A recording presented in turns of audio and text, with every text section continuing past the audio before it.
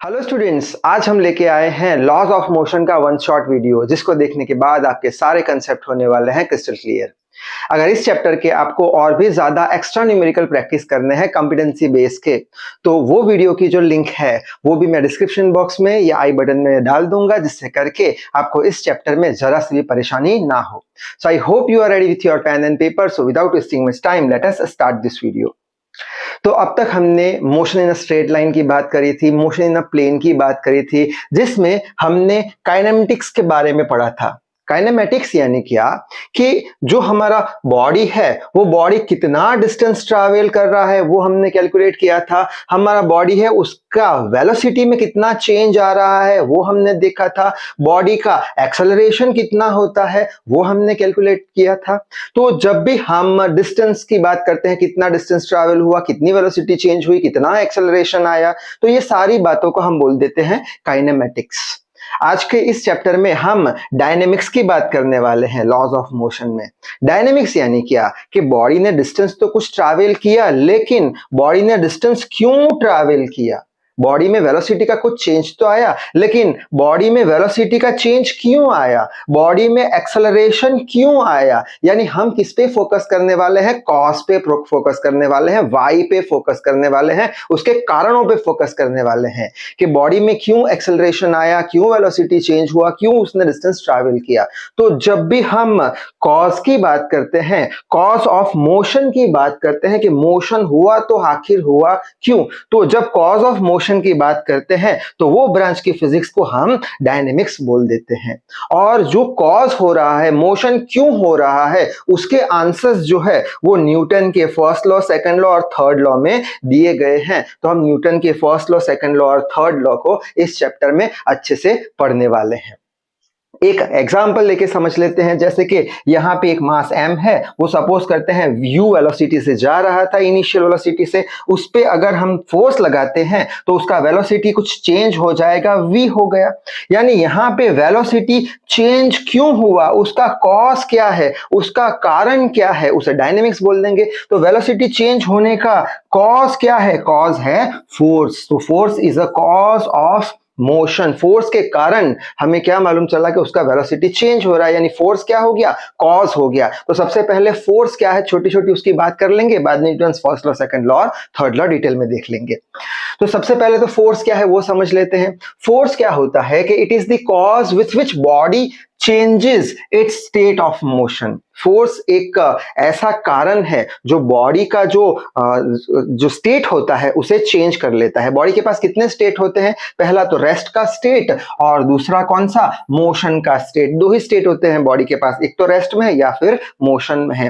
तो फोर्स क्या है, फोर्स कारण होता है किसका, बॉडी का जो स्टेट है उसको चेंज कराने का फोर्स क्या हो गया, कारण हो गया। एज फॉर एग्जाम्पल, सपोज करते हैं कि फुटबॉल है, फुटबॉल रेस्ट पे है, यानी बॉडी का स्टेट क्या है, रेस्ट है। अगर उसे हम किक मारते हैं यानी फोर्स मारते हैं, उसे फोर्स लगाते हैं, तो क्या होगा, उसका जो स्टेट होगा वो चेंज हो जाएगा। रेस्ट पे था तो अब वो मोशन में आ जाएगा, क्यों, फोर्स लगाया इसलिए। उसी तरीके से अगर कोई बॉल स्पीड से हमारी ओर आ रहा है, यानी जो बॉल है उसका स्टेट क्या होगा, मोशन होगा। उसे अगर हम फोर्स लगा के ऐसे रोक लेते हैं तो क्या हो जाएगा, बॉल किस में आ जाएगा, रेस्ट पे आ जाएगा। यानी फोर्स क्या करेगा, फोर्स सिंपली जो बॉडी का स्टेट होगा उसको चेंज कर देगा। अगर रेस्ट में होगा तो फोर्स उसे मोशन में ला देगा, और अगर मोशन में होगा तो फोर्स उसे रेस्ट पे रख देगा। यानी फोर्स क्या हो गया, एक कॉज हो गया। किसका कॉज, बॉडी का जो स्टेट है उसे चेंज कराने का कॉज हो गया। अब फोर्स के कुछ चार टाइप्स है। पहला टाइप है non conservative force, conservative force. अब कंजर्वेटिव, नॉन कंजर्वेटिव डिटेल में हम वर्क पावर एनर्जी में पढ़ेंगे। नेक्स्ट है वीक फोर्स। वीक फोर्स क्या होता है, दो मॉलिक्यूल के बीच का फोर्स, जिसे हम वांडरवाल्स फोर्स बोलते हैं, जो आप केमिस्ट्री में पढ़ चुके हो। नेक्स्ट फोर्स आता है न्यूक्लियर फोर्स। न्यूक्लियर फोर्स यानी क्या, न्यूट्रॉन और प्रोटॉन के बीच का फोर्स मॉलिक्यूल के अंदर। ये हम 12th स्टैंडर्ड में ये वाला फोर्स पढ़ेंगे, ठीक है। अब नॉन कंजर्वेटिव और कंजर्वेटिव के अंदर, नॉन कंजर्वेटिव में फर्स्ट फोर्स आता है ग्रेविटेशनल फोर्स, जो इस चैप्टर में देखेंगे।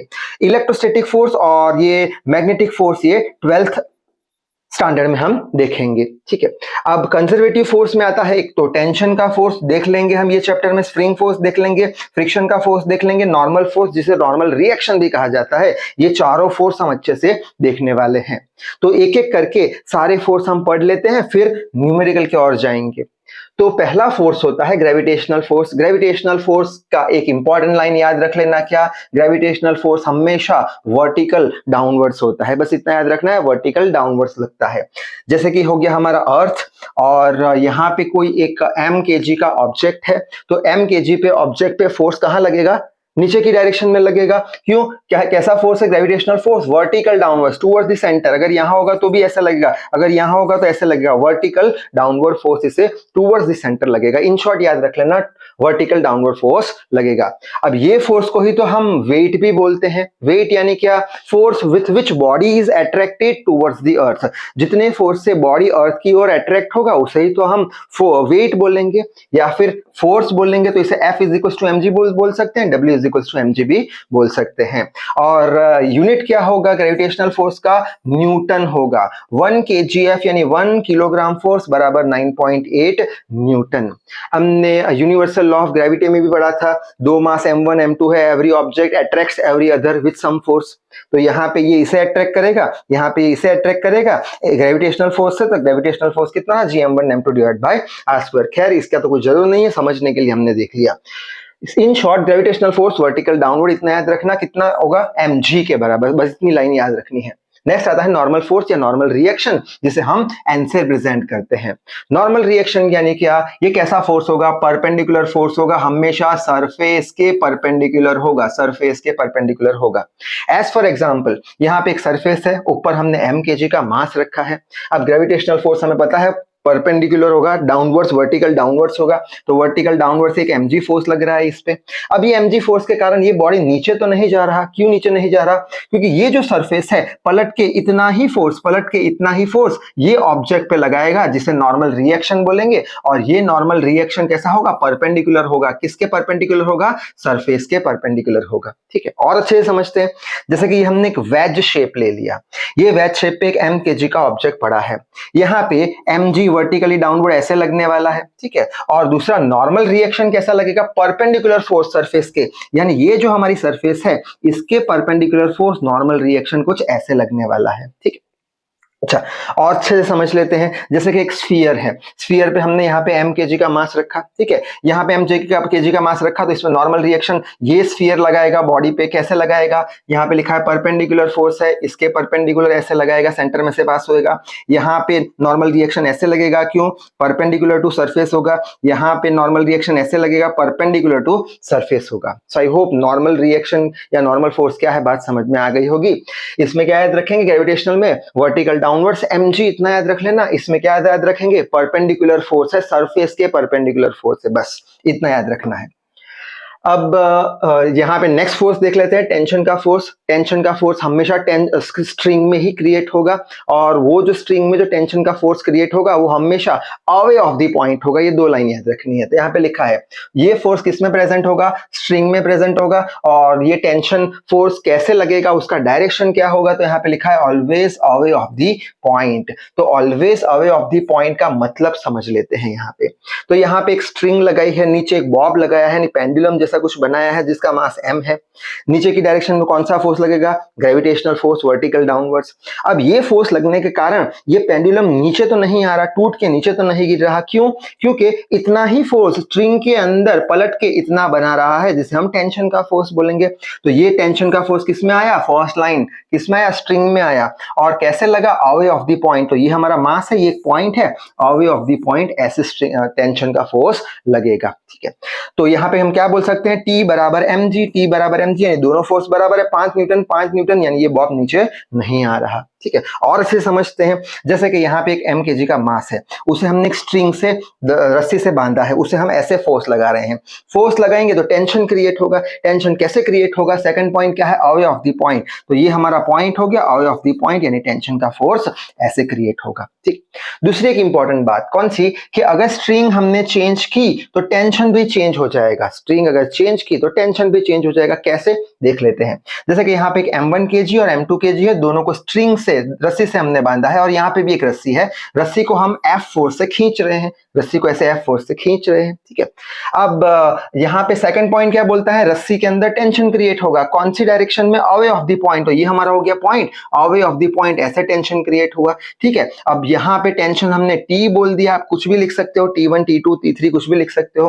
अब यहाँ पे भी तो रस्सी है, यहाँ पे ऐसे फोर्स खींचा तो यहाँ पे भी टेंशन लगेगा, कैसे लगेगा, अवे ऑफ द पॉइंट, यानी ऐसे टेंशन लगेगा। ये टेंशन क्या T होगा, नहीं, क्यों, यहाँ पे कुछ रस्सी थी, यहाँ पे दूसरी रस्सी है, रस्सी बदल गई तो टेंशन भी बदल गया, वही पॉइंट लिखा है क्या, if string changes tension changes. अच्छा, दूसरा कि यहाँ पे अवे ऑफ द पॉइंट हो गया, ये भी तो एक हमारा पॉइंट है, तो यहाँ से भी अवे ऑफ द पॉइंट एक और टेंशन लगने वाला है। अवे ऑफ द पॉइंट कितना, ये रस्सी में कितना T1, तो यहाँ पे भी T1 आ जाएगा। अगर यहाँ पे T1 लिखोगे तो यहाँ पे T2 T2 आ जाएगा, यहाँ पे आप T3 लिखोगे तो यहाँ पे TT। इन शॉर्ट आप कोई भी नोटेशन यूज कर सकते हो, ध्यान क्या रखना है कि एक रस्सी के लिए एक आपने टेंशन ले लिया तो दूसरी रस्सी के लिए दूसरा टेंशन लेना जरूरी है, ठीक है।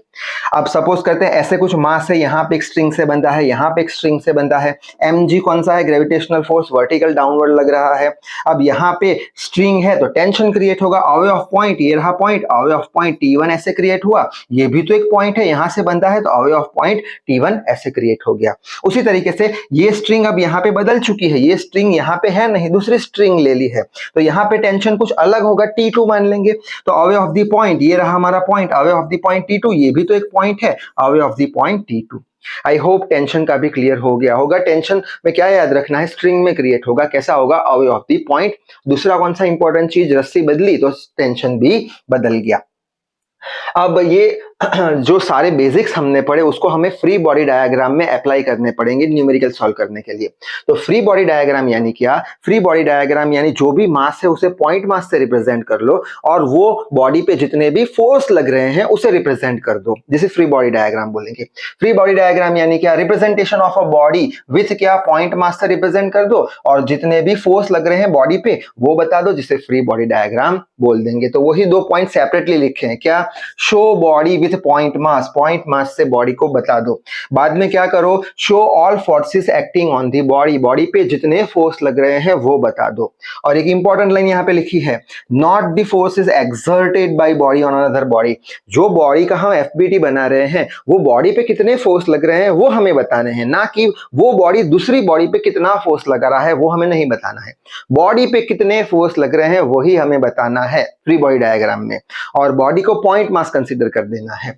जैसे कि अच्छे समझते हैं कि यहाँ पे क्वेश्चन है कि draw the free body diagram, इसका फ्री बॉडी डायग्राम बनाना है तो कैसे बनाएंगे। सबसे पहले तो नीचे वर्टिकल डाउनवर्ड्स कौन सा लगेगा, ग्रेविटेशनल फोर्स mg, तो पलट के सरफेस के परपेंडिकुलर कौन सा लगेगा, नॉर्मल रिएक्शन लगेगा, ठीक है। फ्री बॉडी डायग्राम यानी क्या, जो मास है उसे पॉइंट में रिप्रेजेंट करो, तो ये पॉइंट में रिप्रेजेंट कर दिया, ये पॉइंट आ गया। बाद में बॉडी पे जो फोर्स लग रहे हैं वो बता दो, बॉडी पे एक तो नॉर्मल रिएक्शन ऊपर लग रहा है, नीचे mg लग रहा है, तो ये हमारा हो गया फ्री बॉडी डायग्राम। उसी तरीके से इसकी बात करते हैं, इसका फ्री बॉडी डायग्राम बनाना है तो यहाँ पे mg कैसा लगेगा, वर्टिकल डाउनवर्ड्स, अभी हमने देखा था, और n कैसा लगेगा, परपेंडिकुलर टू सरफेस, ये सरफेस के परपेंडिकुलर n लगेगा।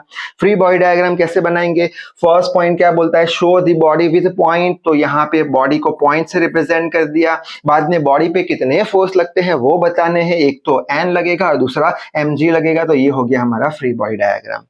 दूसरा एग्जांपल देख लेते हैं, जैसे कि यहाँ पे पुली और मास सिस्टम बना के रखी है, यहाँ पे m1 मास है, यहाँ पे m2 मास है। ये m1 मास पे वर्टिकल डाउनवर्ड mg फोर्स लगेगा, मास m1 है तो m1g बोल देंगे, ठीक है। ये स्ट्रिंग है, स्ट्रिंग में टेंशन का फोर्स लगेगा, कैसे लगेगा, अवे ऑफ द पॉइंट, तो ये पॉइंट हो गया अवे ऑफ द पॉइंट, यानी टेंशन का फोर्स ऐसे लगेगा।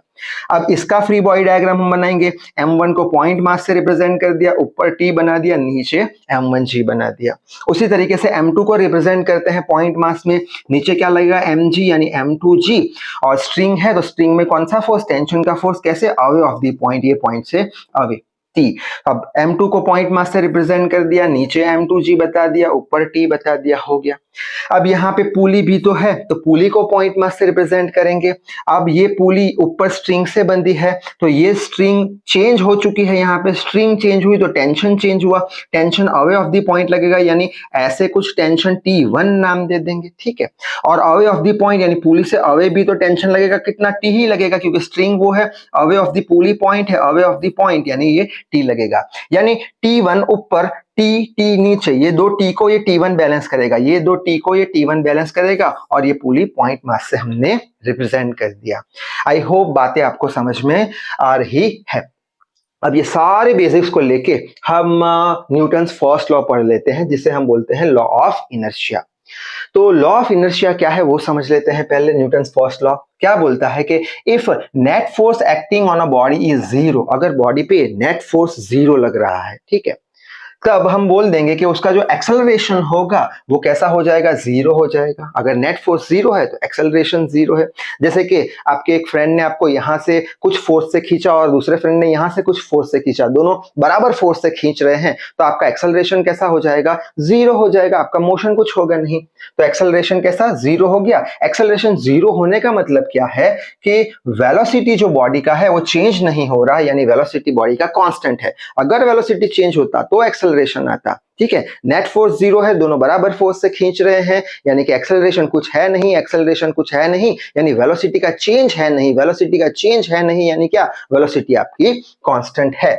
और वेलोसिटी कांस्टेंट होने के कारण क्या होगा, जो बॉडी का स्टेट ऑफ मोशन होगा वो सेम रहेगा, यानी बॉडी अगर रेस्ट पे है तो रेस्ट पे ही रहेगी, मोशन में है तो मोशन में ही रहेगी, ठीक है।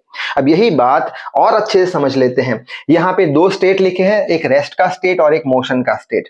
रेस्ट के स्टेट में क्या है, एक डायग्राम बना है, m kg का मास है, यहाँ पे 5 न्यूटन का फोर्स, यहाँ पे 5 न्यूटन का फोर्स, ये +5 ये -5, नेट फोर्स कितना हो गया बॉडी पे, नेट फोर्स हो गया जीरो। अगर नेट फोर्स जीरो है तो इसका एक्सेलरेशन कितना हो जाएगा, जीरो। अगर एक्सेलरेशन जीरो है तो वेलोसिटी कैसा हो जाएगा, कांस्टेंट। वेलोसिटी कैसा हो जाएगा, जीरो, लेकिन 1 मिनट के बाद जीरो, 2 मिनट के बाद जीरो, 3 मिनट के बाद जीरो, 4 मिनट के बाद जीरो, अनंत समय के बाद जीरो, यानी वेलोसिटी कैसा हो जाएगा, कांस्टेंट हो जाएगा। भले जीरो है लेकिन कांस्टेंट हो जाएगा। अगर वेलोसिटी कांस्टेंट है, जीरो है, कांस्टेंट है, यानी ये हिल नहीं रहा, यानी कि इसका जो स्टेट है वो चेंज होगा नहीं, यानी रेस्ट पे है तो रेस्ट पे ही रहेगा, ठीक है। अब मोशन की बात कर लेते हैं। अगर कोई बॉडी मोशन में से जा रहा है, कोई बॉल हमने फेंकी ऐसे मोशन में जा रही है, और क्या बोल देंगे, नेट फोर्स जीरो लग रहा है, जैसे कि यहाँ पे 2 न्यूटन 2 न्यूटन 2 न्यूटन 2 न्यूटन, सबका अगर समेशन करेंगे तो नेट फोर्स कितना है, जीरो। ये 2 न्यूटन ये -2 न्यूटन, ये 2 न्यूटन ये -2 न्यूटन, कितना हो जाएगा, नेट फोर्स जीरो। अगर नेट फोर्स जीरो है तो क्या बोलता है, नेट एक्सेलरेशन कितना हो जाएगा, जीरो। अगर नेट एक्सेलरेशन जीरो है तो वेलोसिटी कैसा हो जाएगा, कांस्टेंट। तो वेलोसिटी कांस्टेंट हो जाएगा। अब की बार जीरो नहीं होगा, ये तो मोशन में जा रहा है, जीरो नहीं होगा, लेकिन कांस्टेंट हो जाएगा। कैसे, 2 meter per second, 2 meter per second, 2 meter per second, 2 meter per second, ठीक है। वेलोसिटी कांस्टेंट रहेगा। यहाँ पे हम एयर रेजिस्टिव फोर्स कंसीडर कर रहे नहीं है, ठीक है। तो वेलोसिटी कांस्टेंट, अगर वेलोसिटी कांस्टेंट है तो वो मोशन में ही रहेगा, यानी उसका स्टेट जो है वो चेंज नहीं होगा। यानी कि स्टेट कब चेंज नहीं होगा, जब बॉडी पे नेट फोर्स कितना लगेगा, जीरो लगेगा। अगर बॉडी पे कुछ फोर्स लगाओगे तभी जाके उसका स्टेट ऑफ मोशन जो है वो चेंज होगा। तो वही बात यहां पे लिखी है क्या, कि steady object will be steady. ये रहा steady object, steady object will be steady and in motion object will keep continuous motion। और जो मोशन में ऑब्जेक्ट है वो अपना मोशन कंटिन्यू रखेगा, अपना स्टेट चेंज नहीं करेगा। कब तक चेंज नहीं करेगा, until and unless external force is applied on it, जब तक इस पे एक्सटर्नल फोर्स अप्लाई ना किया जाए। यानी नेट फोर्स जीरो है तो अपना स्टेट चेंज नहीं करेगा, स्टेडी ऑब्जेक्ट स्टेडी रहेगा, मोशन में ऑब्जेक्ट मोशन में ही रहेगा। कब तक, जब तक हम कोई एक्सटर्नल फोर्स इसे ना दे तब तक, ठीक है। तो ये न्यूटन्स फर्स्ट लॉ शायद से क्लियर हो गया होगा। दूसरी एक बात, अब बॉडी इक्विलिब्रियम में है ऐसा कब बोल सकते हैं, अगर बॉडी रेस्ट पे है तो बॉडी इक्विलिब्रियम में है, हम ऐसा नहीं बोल सकते। तो body at rest equilibrium condition है ऐसा हम नहीं बोल सकते। इक्विलिब्रियम है बॉडी ऐसा कब बोल सकते हैं, हम तब ऐसा बोल सकते हैं कि जब बॉडी अपना स्टेट चेंज ना करे, जब बॉडी अपना स्टेट चेंज ना करे। यहाँ पे बॉडी मोशन में है, अपना स्टेट चेंज नहीं कर रही, यानी कि ये कैसा है, बॉडी इक्विलिब्रियम में है। यहाँ पे बॉडी रेस्ट पे है, यानी अपना स्टेट चेंज नहीं कर रही, यानी कि ये भी इक्विलिब्रियम में है। तो बॉडी इक्विलिब्रियम में है ऐसा हम कब बोलेंगे, जब बॉडी पे नेट फोर्स जीरो होगा, तब हम बोलेंगे। क्यों, नेट फोर्स जीरो होगा तभी तो बॉडी अपना स्टेट चेंज नहीं करेगी। क्यों, नेट फोर्स जीरो होगा तभी तो एक्सेलरेशन जीरो होगा, तभी तो वेलोसिटी कांस्टेंट होगी, तभी तो उसका स्टेट सेम रहेगा। सो आई होप इक्विलिब्रियम का मतलब आपको समझ में आ गया होगा। इक्विलिब्रियम यानी क्या, कि अगर बॉडी पे नेट फोर्स जीरो है तो बॉडी अपना स्टेट चेंज नहीं करेगा, उसे हम इक्विलिब्रियम बोल देंगे। स्टेडी होगा तो स्टेडी रहेगा, मोशन में होगा तो मोशन में रहेगा, ठीक है। अब यही कंसेप्ट को अच्छे से समझते हैं न्यूमेरिकल की हेल्प से। क्या है numerical, find the tension in the strings. ये डायग्राम दिया हुआ है, 2 kg का मास लगा है, 5 kg का मास स्ट्रिंग से अटैच किया गया है और पूछा क्या गया है, टेंशन, दोनों स्ट्रिंग का टेंशन ढूंढना है। यहाँ पे कितना टेंशन, यहाँ पे कितना टेंशन आएगा।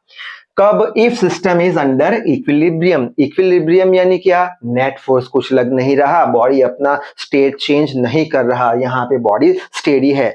अगर रेस्ट पे है तो रेस्ट पे ही है, मोशन में है तो मोशन में है, ठीक है। और जी का वैल्यू कितना लेने को बोला है, 10 मीटर पर सेकंड स्क्वायर। तो अब इसे कैसे सॉल्व करेंगे, तो फ्री बॉडी डायग्राम बना देंगे। फ्री बॉडी डायग्राम कैसे बनाएंगे, तो सबसे पहले तो ये 5 kg की बात करें तो नीचे कितना लगेगा, m इंटू जी, एम जी, एम कितना है 5 इंटू जी, ठीक है, नीचे 5g लग गया फोर्स। अब स्ट्रिंग है तो स्ट्रिंग में अवे ऑफ द पॉइंट लगेगा, टेंशन का फोर्स कितना लगेगा, सपोज करते हैं T1 लगेगा। बस इसको पॉइंट मास में रिप्रेजेंट कर दो, आ गया पॉइंट मास में 5 kg का, नीचे 5g ऊपर T1, नीचे 5g ऊपर T1। बॉडी कैसा है, इक्विलिब्रियम में है। इक्विलिब्रियम में यानी क्या, ऊपर का फोर्स बराबर नीचे का फोर्स, तभी तो इक्विलिब्रियम में होगा। नेट फोर्स 0 होगा, इधर 5 तो इधर भी 5, नेट फोर्स 0। तो ऊपर का फोर्स बराबर नीचे का फोर्स, यानी ऊपर का T1 बराबर नीचे का 5g। जी का वैल्यू रख देंगे, 10 देके रखा है तो टेंशन T1 कितना आ जाएगा, 50 न्यूटन, यानी यहाँ पे टेंशन कितना आ गया, 50 न्यूटन का आ गया, ठीक है। उसी तरीके से अब इसका फ्री बॉडी डायग्राम बनाएंगे। इसका फ्री बॉडी का डायग्राम कैसे बनाएंगे, तो 2 kg है तो नीचे की डायरेक्शन में mg फोर्स लगेगा, m इंटू जी यानी 2 इंटू जी लगा, ठीक है। उसी तरीके से ये स्ट्रिंग है, स्ट्रिंग में away of the point tension लगेगा, तो ये अवे ऑफ द पॉइंट हमने T1 लगा दिया, ठीक है, अवे ऑफ द पॉइंट। यानी नीचे कौन से आ गए, 2g T1, तो नीचे कौन से आ गए 2g T1, 2 को kg को पॉइंट मास से रिप्रेजेंट कर दिया। अब टेंशन लगेगा ऊपर की डायरेक्शन में अवे ऑफ द पॉइंट, तो ये हो गया away of the point tension T suppose बोल देते हैं हम, क्यों, यहाँ पे स्ट्रिंग चेंज हो गई तो यहाँ पे T1 लिया तो यहाँ पे T ले लो, T2 भी आप ले सकते हो, ठीक है। तो ऊपर T आ गया, नीचे 2g प्लस T1 आ गया, 2g और T1 नीचे आ गया। अब यहाँ पे भी 2 kg का ऑब्जेक्ट कैसा है, इक्विलिब्रियम है। इक्विलिब्रियम यानी ऊपर के फोर्स बराबर नीचे के फोर्स। सपोज ये 5 न्यूटन का है तो ये दोनों मिलके 5 न्यूटन होंगे, ठीक है। तो ऊपर का suppose T is equal to नीचे का सपोज 3 प्लस 2 न्यूटन, तो 2 प्लस T1 प्लस 2g। शायद से समझ में आ गया होगा। क्या करा हमने, ऊपर का फोर्स इज इक्वल टू नीचे का फोर्स, ऊपर का फोर्स कितना है T1 इज इक्वल टू नीचे का force T1 plus 2g। So T is equal to T1 अभी हमने ढूंढा, 50 न्यूटन रख दो, 2 10 g का वैल्यू 10 देके रखा है, तो 50 इंटू 20 तो T कितना आ जाएगा 70, यानी कितना आ गया 70। अब ये टेंशन बड़ा है, क्यों टेंशन बड़ा है, क्योंकि ये स्ट्रिंग किसको सपोर्ट कर रही है, 2 kg को और 5 kg दोनों को सपोर्ट कर रही है, इसलिए इसमें ज्यादा टेंशन आएगा। यहाँ पे टेंशन कम है, ये स्ट्रिंग में 50 है, क्यों, क्योंकि ये स्ट्रिंग है सिर्फ और सिर्फ 5 kg को सपोर्ट कर रही है, इसलिए, ठीक है। आगे बढ़ लेते हैं, एक और न्यूमेरिकल देख लेते हैं। ऐसा कुछ वेज शेप दिया है और यहाँ पे एक मास रखा है जो स्ट्रिंग से बंधा हुआ है यहाँ पे, और बोला क्या है, find the tension in the string and normal reaction. यहाँ पे हमें टेंशन भी ढूंढना है और नॉर्मल रिएक्शन भी ढूंढना है on the mass of m। ये मास का मास m is in equilibrium, mass m कैसा है, इक्विलिब्रियम में है। इक्विलिब्रियम में यानी नेट फोर्स 0 है, यानी ऊपर जितना फोर्स उतना नीचे फोर्स, ये साइड जितना फोर्स उतना ये साइड फोर्स, ठीक है।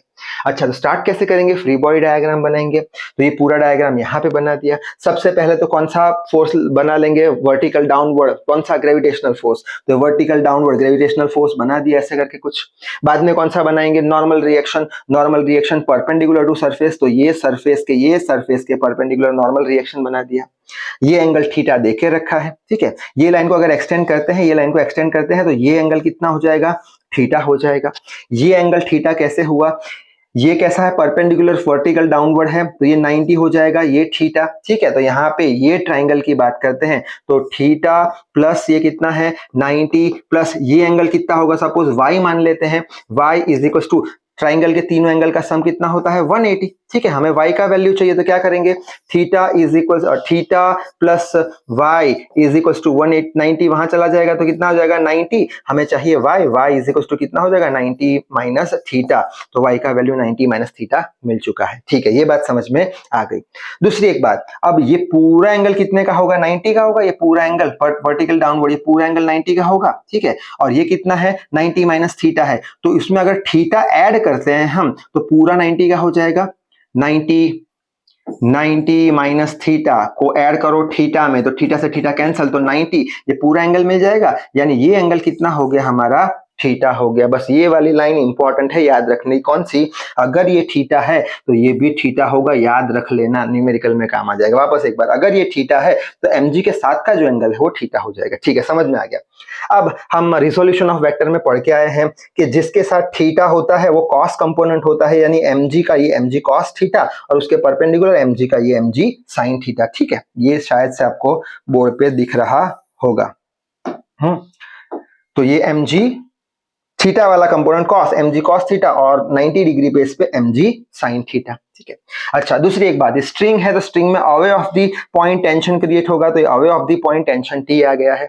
बस अब इसका फ्री बॉडी डायग्राम बनाएंगे। इसको m को पॉइंट मास में रिप्रेजेंट कर दिया, ये n, ये mg cos theta, n mg cos theta, ये टेंशन T, ये mg sin थीटा, ये mg sin थीटा आ गया। हमें क्या ढूंढना है? टेंशन ढूंढना है। तो टेंशन के लिए हम क्या बोल सकते हैं कि ये दोनों फोर्स इक्वल होंगे। क्यों? ऊपर का फोर्स बराबर नीचे का फोर्स, तभी तो इक्विलिब्रियम कंडीशन आएगी। ठीक है, तो हम लिख लेंगे T is equal to mg sin theta. तो T is equal to mg sin theta, एक आंसर हमारा आ चुका है। n के लिए क्या बोलेंगे? ये दोनों फोर्स सेम होंगे तभी इक्विलिब्रियम में होगा, तो नॉर्मल रिएक्शन बराबर mg cos थीटा के बराबर आ जाएगा। सो आई होप ये न्यूमेरिकल भी आपको समझ में आ गया होगा। आगे बढ़ लेते हैं, न्यूटन सेकंड लॉ की बात करते हैं। न्यूटन फर्स्ट लॉ में हमने क्या देखा? न्यूटन फर्स्ट लॉ में हमने ये देखा कि अगर बॉडी पे नेट फोर्स 0 होता है तो उसका नेट एक्सेलरेशन कैसा होगा? 0 होगा, वेलोसिटी कांस्टेंट होगी, उसका स्टेट चेंज होगा नहीं, यानी बॉडी इक्विलिब्रियम में होगी। तो न्यूटन फर्स्ट लॉ हमें क्या बताता है कि नेट फोर्स 0 है तो एक्सेलरेशन भी 0 है। लेकिन न्यूटन सेकंड लॉ क्या? फर्स्ट लॉ बताता है नेट फोर्स 0 है, एक्सेलरेशन 0 है। सेकंड लॉ हमें बताता है कि नेट फोर्स 0 नहीं है, कुछ नेट फोर्स है।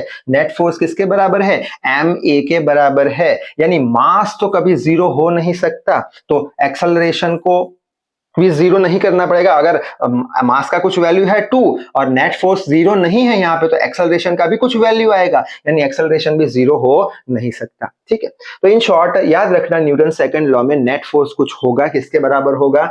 ma के बराबर होगा, जिसके कारण एक्सेलरेशन भी कुछ होगा। इसका opposite F net 0 first law में, एक्सेलरेशन 0, सेकंड लॉ में एफ नेट कुछ होगा, एक्सेलरेशन भी कुछ होगा। अब क्वेश्चन आएगा कि नेट फोर्स कितना होगा? नेट फोर्स कितना होगा? तो उसके लिए एक स्टेटमेंट है, क्या? Rate of change in momentum, momentum यानी p, rate of change in momentum यानी कि dp बाई dt, टाइम यानी क्या? रेट, कितने रेट से मोमेंटम चेंज हो रहा है, p यानी मोमेंटम, d यानी मोमेंटम का change with respect to time, जिसे बोलते हैं rate of change in momentum, is equals to, ये रहा इक्वल्स टू का sign, is equals to external force applied on it, जितना हम फोर्स लगाएंगे उतना ही मोमेंटम का चेंज आएगा समय के साथ। बस तो ये इक्वेशन याद रखना है, कौन सा?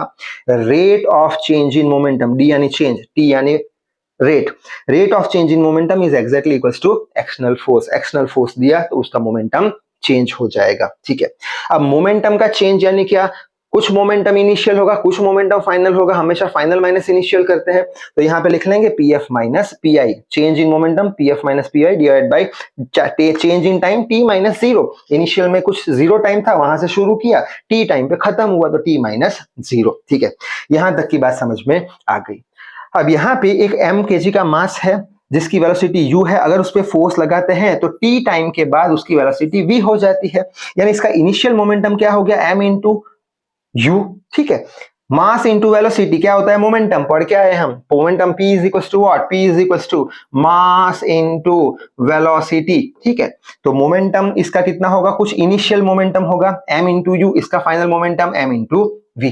तो वही चीज यहाँ पे लिखी है, फाइनल मोमेंटम कितना है? m इंटू v, और इनिशियल मोमेंटम कितना है? m into u divided by t। यहां से m कॉमन निकाल दिया, v minus u by t आ गया।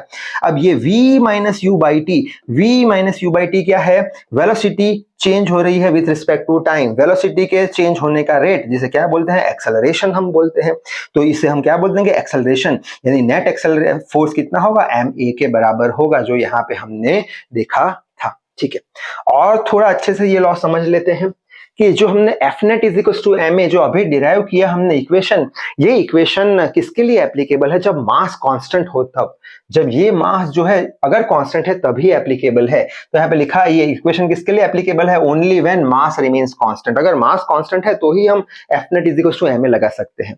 एज फॉर एग्जाम्पल, यहाँ पे रॉकेट एक बनाया है, नीचे क्या होता है? कंबशन ऑफ फ्यूल्स, ये रॉकेट ऊपर जाएगा, एफ फोर्स लगेगा।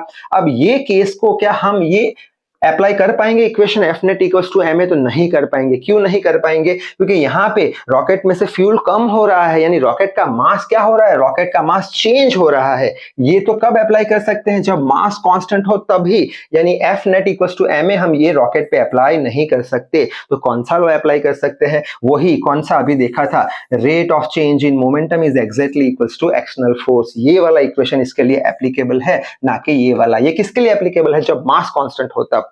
ये किसके लिए एप्लीकेबल है? ये 100% एप्लीकेबल है, 100% ट्रू है। ठीक है, अब ये जो सेकंड लॉ है उसका कुछ डिफरेंशियल इक्वेशन एनसीईआरटी में देखे रखा है, तो वो देख लेते हैं डिफरेंशियल इक्वेशन यानी क्या। तो अभी हमने देखा सेकंड लॉ क्या, rate of change in momentum is exactly equals to external force.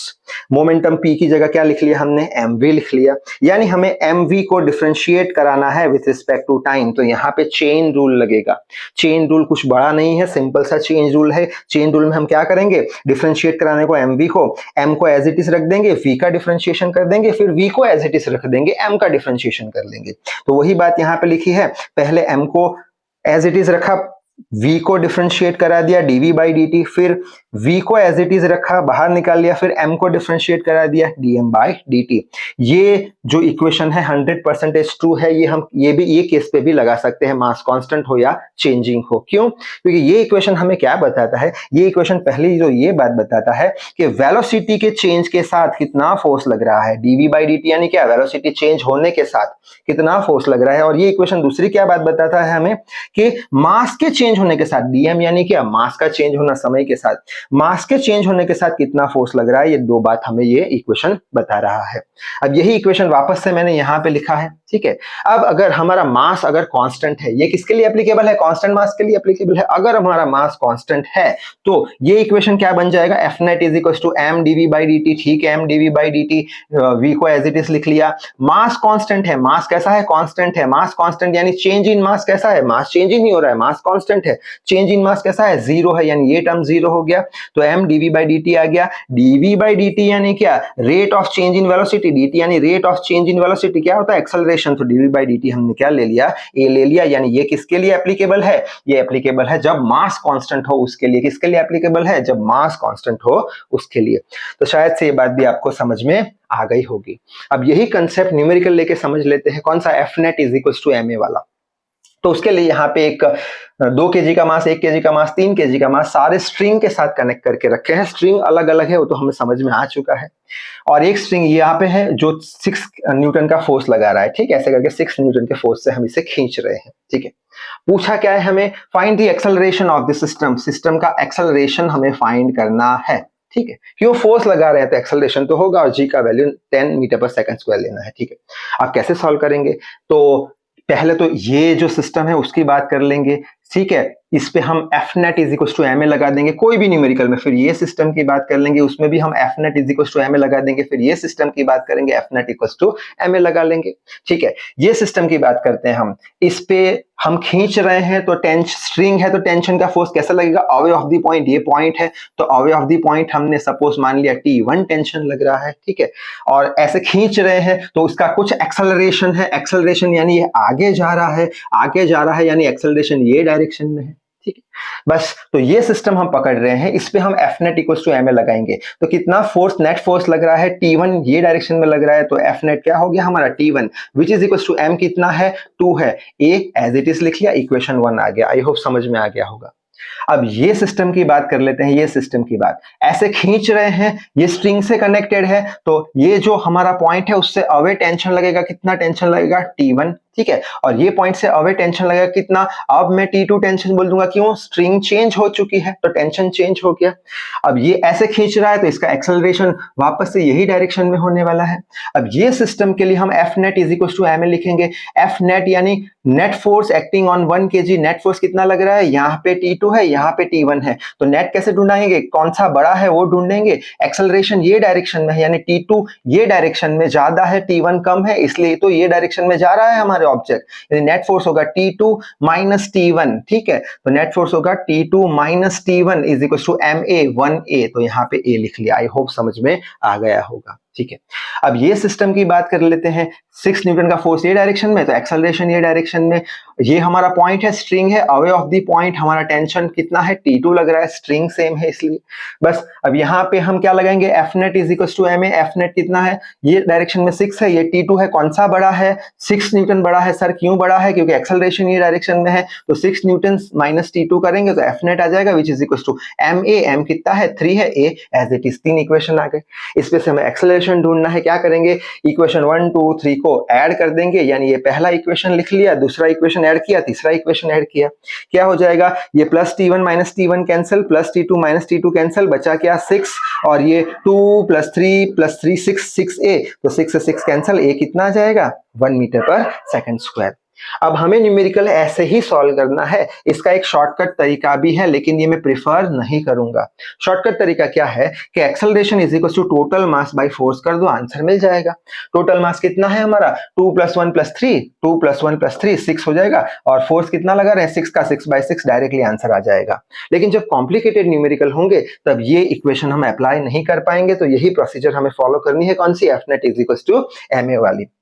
जैसे कि ये न्यूमेरिकल है, ये न्यूमेरिकल में हम पिछली शॉर्टकट मेथड यूज नहीं कर सकते हैं, जो प्रोसीजर पड़े हैं वही फॉलो करना पड़ेगा। तो न्यूमेरिकल क्या है, यहाँ पे एक 1 kg का मास है, 3 kg का मास है, यहाँ पे एक पुली है जो एक लटकाई गई है एक स्ट्रिंग से, ठीक है। पूछा क्या है, वापस से टेंशन पूछा है हमने और एक्सेलरेशन पूछा है। टेंशन और एक्सेलरेशन हमें दो चीज इस बार पूछी गई है, तो कैसे सॉल्व करेंगे, तो फ्री बॉडी डायग्राम बनाएंगे।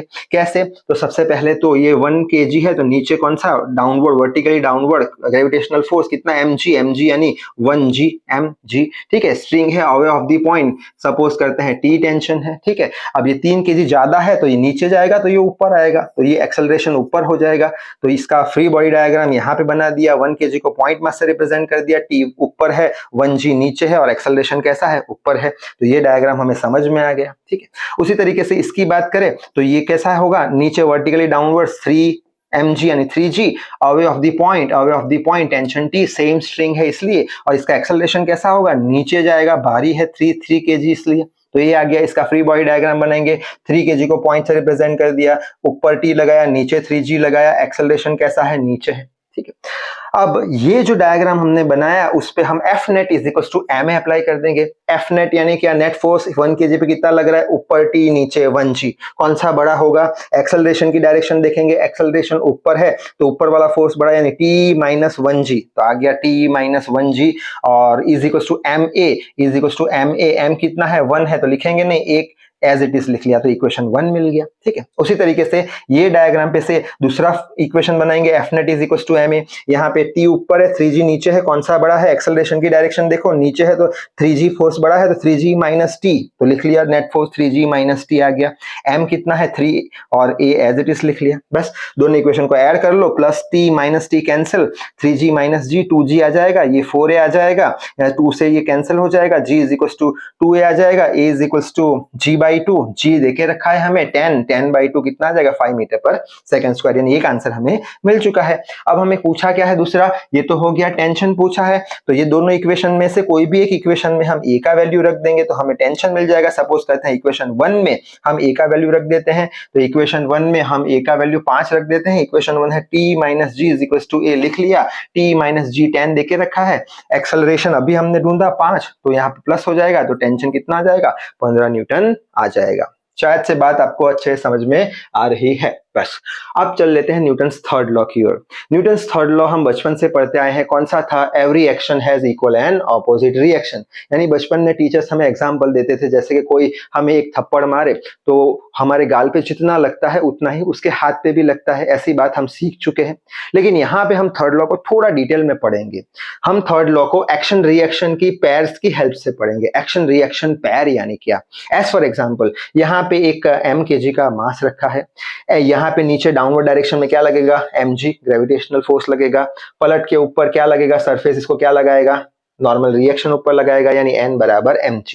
तो क्वेश्चन आके यहाँ आएगा कि n और mg, नॉर्मल रिएक्शन और mg, क्या इसे हम एक्सल रिएक्शन पेयर बोल सकते हैं, तो इसे हम एक्सल रिएक्शन पेयर नहीं बोल सकते हैं। n and mg are not called as action reaction pair. तो एक्शन रिएक्शन पेयर यानी क्या, तो उसके कुछ रूल्स है, वो रूल्स हम देख लेंगे तो समझ में आ जाएगा। पहला रूल क्या है कि action reaction pair must act on two different body. Action reaction pair दो अलग अलग बॉडी पे लगने चाहिए। यहाँ पे देख लेते हैं, ये mg किस पे लग रहा है, बॉडी पे लग रहा है। नॉर्मल रिएक्शन किस पे लग रहा है, बॉडी पे लग रहा है, ठीक है। ये सरफेस बॉडी पे लग रहा है, यानी दोनों ही जो n और mg है एक ही बॉडी पे लग रहे हैं, यानी एक्शन रिएक्शन पेयर है नहीं। एक्शन रिएक्शन पेयर हमेशा दो अलग अलग बॉडी पे लगना चाहिए, ठीक है। रूल नंबर 1 क्लियर हो गया। रूल नंबर 2 क्या बोलता है, action reaction pair must be same in nature, वो नेचर के सेम होने चाहिए। यहाँ पे n क्या है, नॉर्मल रिएक्शन है, और ये क्या है, ग्रेविटेशनल फोर्स है, यानी दोनों के नेचर अलग अलग है, एक नॉर्मल रिएक्शन है, एक ग्रेविटेशनल फोर्स है, ठीक है। तो एक्शन रिएक्शन पेयर की दो कंडीशन समझ में आ गई, दो अलग अलग बॉडी पे लगना चाहिए, दोनों के नेचर सेम होने चाहिए। As for example action reaction pair के, जैसे कि यहाँ पे एक mkg का ऑब्जेक्ट हमने रखा है, ये mkg का ऑब्जेक्ट नीचे ये जो सरफेस है, ये जो सरफेस है उसको कुछ नॉर्मल रिएक्शन n दे रहा है, ठीक है, सरफेस पे दे रहा है, और ये जो सरफेस है पलट के नॉर्मल रिएक्शन बॉडी को दे रही है, ठीक है। तो यहाँ पे दो अलग अलग बॉडी की बात कर रहे हैं, ये बॉडी पे लग रहा है n और ये सरफेस पे लग रहा है n, यानी दो अलग अलग बॉडी की बात हो चुकी है। यहाँ पे सेम इन नेचर की भी बात हो गई है, ये n है, ये भी n है, सेम इन नेचर, और अलग अलग बॉडी पे लग रहा है तो अलग अलग बॉडी पे लग रहा है, ठीक है। अच्छा, दूसरा एग्जांपल देख लेते हैं, जैसे कि mkg का मास है, यहाँ पे vertical downwards mg gravitational force लग रहा है, यानी अर्थ क्या कर रहा है, उसे मास को खींच रहा है, और हमारा जो यूनिवर्सल लॉ ऑफ ग्रेविटेशन क्या बोलता था, every object attracts every other with some force.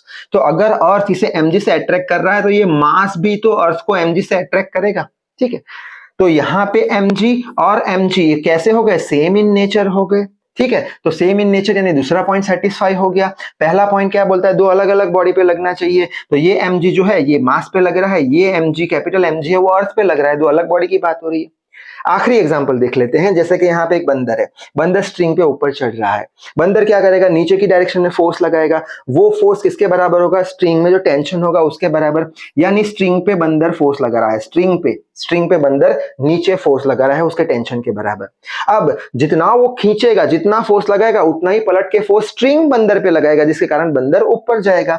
तो मंकी पे स्ट्रिंग क्या करेगा, फोर्स लगाएगा, तो मंकी ऊपर जाएगा, मंकी ने स्ट्रिंग पे फोर्स लगाया, स्ट्रिंग ने मंकी पे फोर्स लगाया, यानी दो अलग अलग बॉडी की बात कर रहे हैं। ये स्ट्रिंग पे मंकी लगा रहा है, ये मंकी पे स्ट्रिंग लगा रही है, दो अलग अलग बॉडी की बात हुई, और नेचर कैसा है, फोर्स सेम नेचर है, ठीक है। अच्छा, अब यही कंसेप्ट को और अच्छे से समझते हैं एक न्यूमेरिकल लेके।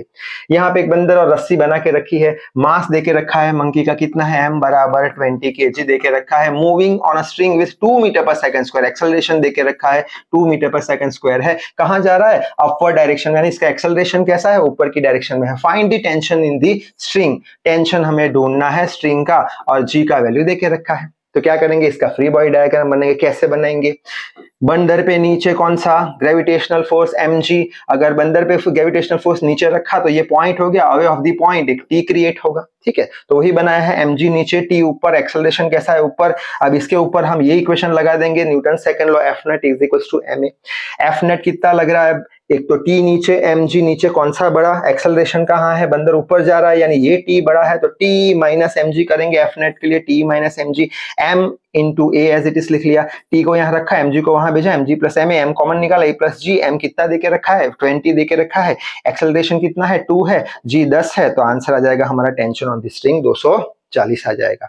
अब ये जो टेंशन आया उतना ही फोर्स मंकी को अपर डायरेक्शन में लगने वाला है, जो फोर्स आया उतना ही फोर्स मंकी को अपर डायरेक्शन में लगेगा, ठीक है। अच्छा, अब आगे बढ़ लेते हैं नए कॉन्सेप्ट पे, जो कि होगा हमारा वेइंग मशीन कॉन्सेप्ट। अब वेइंग मशीन कॉन्सेप्ट में हम ये देखने वाले हैं कि वेइंग मशीन जो होता है वो हमारा वेट कैसे मेजर करता है, आखिर उसमें होता तो क्या है कि हमारा वेट वो मेजर कर लेता है। तो उसके लिए यहाँ पे ऐसा कुछ लिफ्ट बनाया है, रेस्ट पे है लिफ्ट, और ये जो इंसान है वो किस पे खड़ा है, वेइंग प्लेटफॉर्म पे खड़ा है, ठीक है, जिसपे हम वजन नापते हैं उसके प्लेटफॉर्म पे खड़ा है। अब इसका फ्री बॉडी डायग्राम अगर हम बनाएं तो ये इंसान है, उस पे फोर्स कितना लगेगा, mg, अगर उसका मास m है तो mg नीचे रखेगा, और अगर mg नीचे लगा तो ये जो वेइंग प्लेटफॉर्म है उसमें नॉर्मल रिएक्शन उसके बराबर ऊपर लगा देगा, ठीक है। तो इसका फ्री बॉडी डायग्राम हमने बनाया, आदमी को पॉइंट मास से रिप्रेजेंट किया, नीचे mg ऊपर n, तो ये डायग्राम पे से हम बोल सकते हैं कि इक्विलिब्रियम में है तो n बराबर mg है, ठीक है, n बराबर mg है। और दूसरी हमने एक डेफिनेशन पढ़ी थी, कौन सी, force with which body is attracted towards the earth. कितने फोर्स से बॉडी अर्थ की ओर अट्रैक्ट होगी, mg फोर्स से, उसी को तो ही हम वेट बोलेंगे, तो w is equal to mg है। यानी 1 और 2 पे से हम क्या बोल सकते हैं, n भी mg के बराबर, w भी mg के बराबर, यानी n किसके बराबर होगा, w के बराबर होगा। यानी वेट किसके बराबर होगा, नॉर्मल रिएक्शन के बराबर होगा। यानी वेइंग मशीन जो है वो हमारा वेट मेजर नहीं करती, वो हमारा नॉर्मल रिएक्शन मेजर करती है। जितना ज्यादा mg होगा उतना ज्यादा नॉर्मल रिएक्शन होगा। यानी जो वेट है वो किससे बनता है, नॉर्मल रिएक्शन से बनता है। वेइंग मशीन जो होती है वो एक्चुअल में वेट मेजर नहीं करती, वो नॉर्मल रिएक्शन मेजर करती है। ठीक है, तो ये तो बात किसकी हो गई, जब वेइंग मशीन जो है रेस्ट पे है तब। तो इसमें क्या याद रखेंगे कि हमारा वेट जो है वो कौन मेजर करता है, वेइंग मशीन मेजर करती है, लेकिन weighing machine normal reaction measure करती है। नॉर्मल रिएक्शन किसके बराबर होता है, वेट के बराबर होता है। अब 3 डिफरेंट केसेस ले लेते हैं। यहाँ पे हमने क्या अज्यूम किया, वेइंग मशीन कैसा है, रेस्ट पे है तब की बात। रेस्ट पे है तब की बात कितना आता है, mg जितना वेट आता है हमारा। नॉर्मल रिएक्शन जितना आया वही वेट हो गया mg। ठीक है, अब हम बात करेंगे केस नंबर 1 की, कि वेइंग मशीन मूविंग अपवर्ड, ऊपर जा रहा है, यानी लिफ्ट कैसे जा रही है, ऊपर, और वेइंग प्लेटफॉर्म यहाँ पे है। अब ये इसको ऊपर ले जा रहे हैं हम, कितने एक्सेलरेशन से, ए एक्सेलरेशन से ले जा रहे हैं। तब वेट कितना मेजर होगा, क्या इसके बराबर होगा, mg के बराबर होगा, देख लेते हैं। तो यहाँ पे वापस से फ्री बॉडी डायग्राम, इस पे नीचे कितना लग रहा है, mg, ऊपर वेइंग प्लेटफॉर्म n लगा रहा है, n तो मेजर कर रहा है, कौन, वेइंग प्लेटफॉर्म, वही हमारा वेट होगा। अब इसका FBD बनाया, इंसान को पॉइंट मास से रिप्रेजेंट किया, ऊपर n नीचे mg, एक्सेलरेशन कैसा है, ऊपर ले जा रहे हैं लिफ्ट को। ठीक है, अच्छा, अब इस पे हम F net is equal to ma लगाएंगे, F net is equal to ma लगाएंगे, ऊपर n नीचे mg, F net ढूंढना है कौन सा बड़ा, एक्सेलरेशन की डायरेक्शन देखो ऊपर, यानी n बड़ा mg छोटा, n minus mg, F net आ गया is equal to ma, n को सब्जेक्ट बनाया, mg वहां ले गए, mg plus ma, n is equal to m को कॉमन निकाला, g प्लस a। यानी नॉर्मल रिएक्शन पहले कितना था, वेट पहले कितना था, mg के बराबर था, अब कितना हो गया, प्लस a बढ़ गया, mg plus ma, plus a कुछ बढ़ गया। जब लिफ्ट ऊपर जाएगी तब वेट a जितना बढ़ जाएगा, ऐड हो जाएगा कुछ वेट, यानी जब लिफ्ट ऊपर जाएगी तब वेट कैसा हो जाएगा, इंक्रीज हो जाएगा। यानी एक्चुअल में बायोलॉजिकल तो सेम रहेगा, लेकिन नॉर्मल रिएक्शन बढ़ जाएगा, प्लस ए जितना कुछ। ठीक है, बात समझ में आ गई होगी आपको। नेक्स्ट है, वेइंग प्लेटफॉर्म मशीन जो है वो नीचे जा रहा है ए एक्सेलरेशन से, तब क्या होगा, वेट क्या सेम आएगा, इसके बराबर आएगा, देख लेते हैं। तो उसके लिए वापस से फ्री बॉडी डायग्राम बनाएंगे। यहाँ पे कितना लगेगा, mg, यहाँ ऊपर कितना लगेगा, वेइंग प्लेटफॉर्म पलट के n लगाएगा, weighing platform normal reaction measure करेगा जो वेट के बराबर होगा। नीचे ले जा रहे हैं इसको, तो इसका फ्री बॉडी डायग्राम बनाएंगे। इंसान को पॉइंट मास से रिप्रेजेंट किया, ऊपर n बना दिया, नीचे mg बना दिया, एक्सेलरेशन नीचे है। ये डायग्राम पे हम क्या लगाएंगे, F net is equal to ma।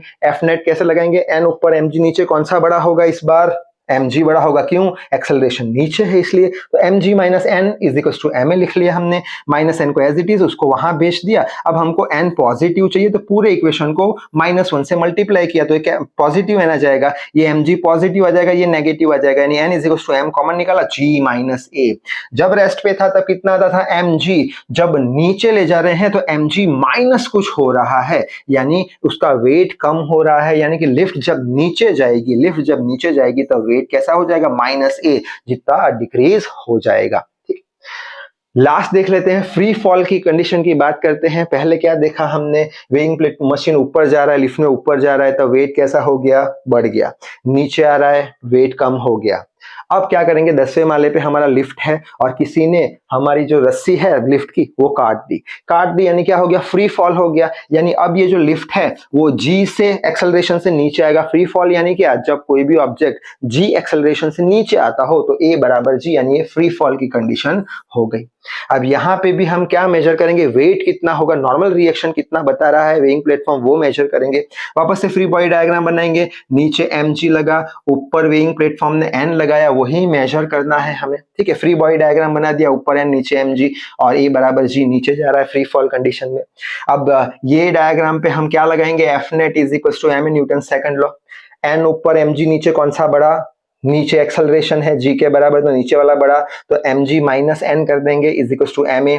Minus N को यहाँ रखा, यहाँ पे ले गए, माइनस एन को पॉजिटिव बनाना है तो पूरे इक्वेशन को -1 से मल्टीप्लाई कर लो, तो n is equal to mg minus ma, तो n is equal to mg, a किसके बराबर है, g के बराबर है, तो एक ही जगह g रख दो, mg कैंसिल, n बराबर 0 आ गया। n बराबर 0 आ गया, इसका मतलब क्या निकला कि वेइंग प्लेटफॉर्म पे नॉर्मल रिएक्शन 0 है, वेइंग प्लेटफॉर्म पे नॉर्मल रिएक्शन 0 है, यानी नॉर्मल रिएक्शन 0, तो वेट कैसा हो गया, 0 हो गया, यानी इसका कुछ वेट है ही नहीं।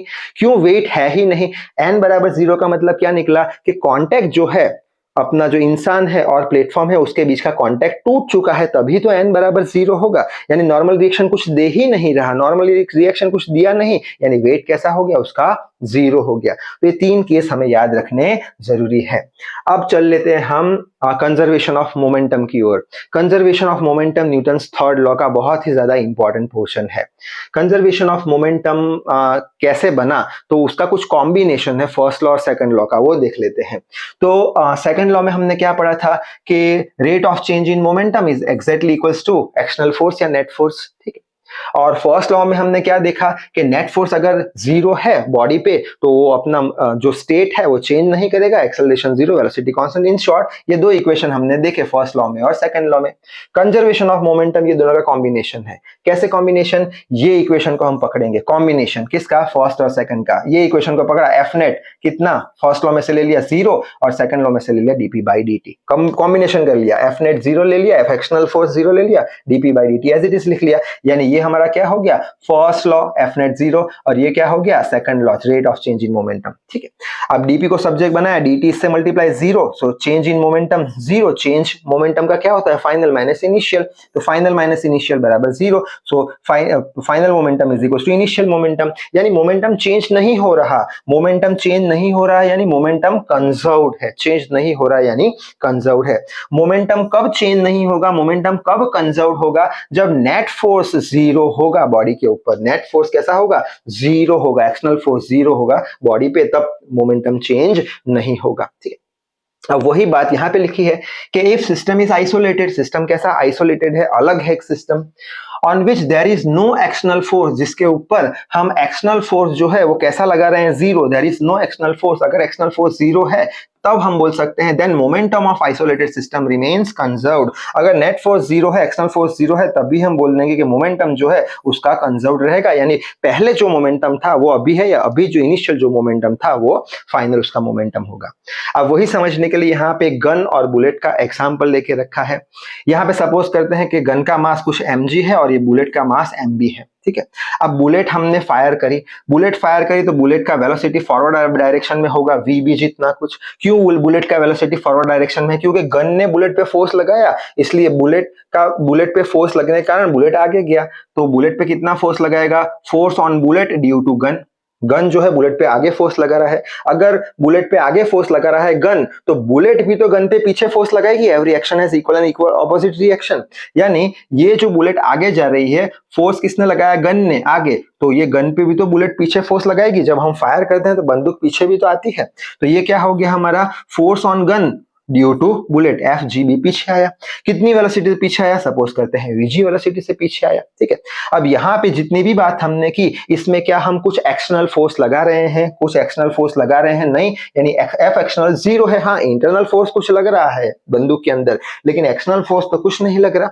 अगर एक्सटर्नल फोर्स कुछ नहीं लग रहा तो मोमेंटम कैसा हो जाएगा ये सिस्टम का, कंजर्व। तो एक्सटर्नल फोर्स लग नहीं रहा, इसका मतलब मोमेंटम ये जो है इसका कंजर्व रहेगा। इनिशियल मोमेंटम हमेशा इसका 0 होगा, क्यों, मोमेंटम क्या होता है, P is equal to m into V. Initially दोनों कैसे थे, रेस्ट पे थे, फायर नहीं किया था, तो इसका वेलोसिटी 0 था, इसका भी वेलोसिटी 0 था, तो m इंटू वी कितना हो गया, 0, ठीक है। तो इनिशियल मोमेंटम 0 हो गया, फाइनल मोमेंटम कुछ होगा। फाइनल मोमेंटम किससे बना है, गन का सिस्टम प्लस बुलेट का सिस्टम, तो गन का सिस्टम प्लस बुलेट का सिस्टम, गन को यहां ले जाओ तो minus PG is equal to PB, यानी गन का जो मोमेंटम होगा नेगेटिव साइन बताता है ये डायरेक्शन में होगा, और बुलेट का जो मोमेंटम होगा पॉजिटिव साइन बताता है ये डायरेक्शन में होगा, ठीक है।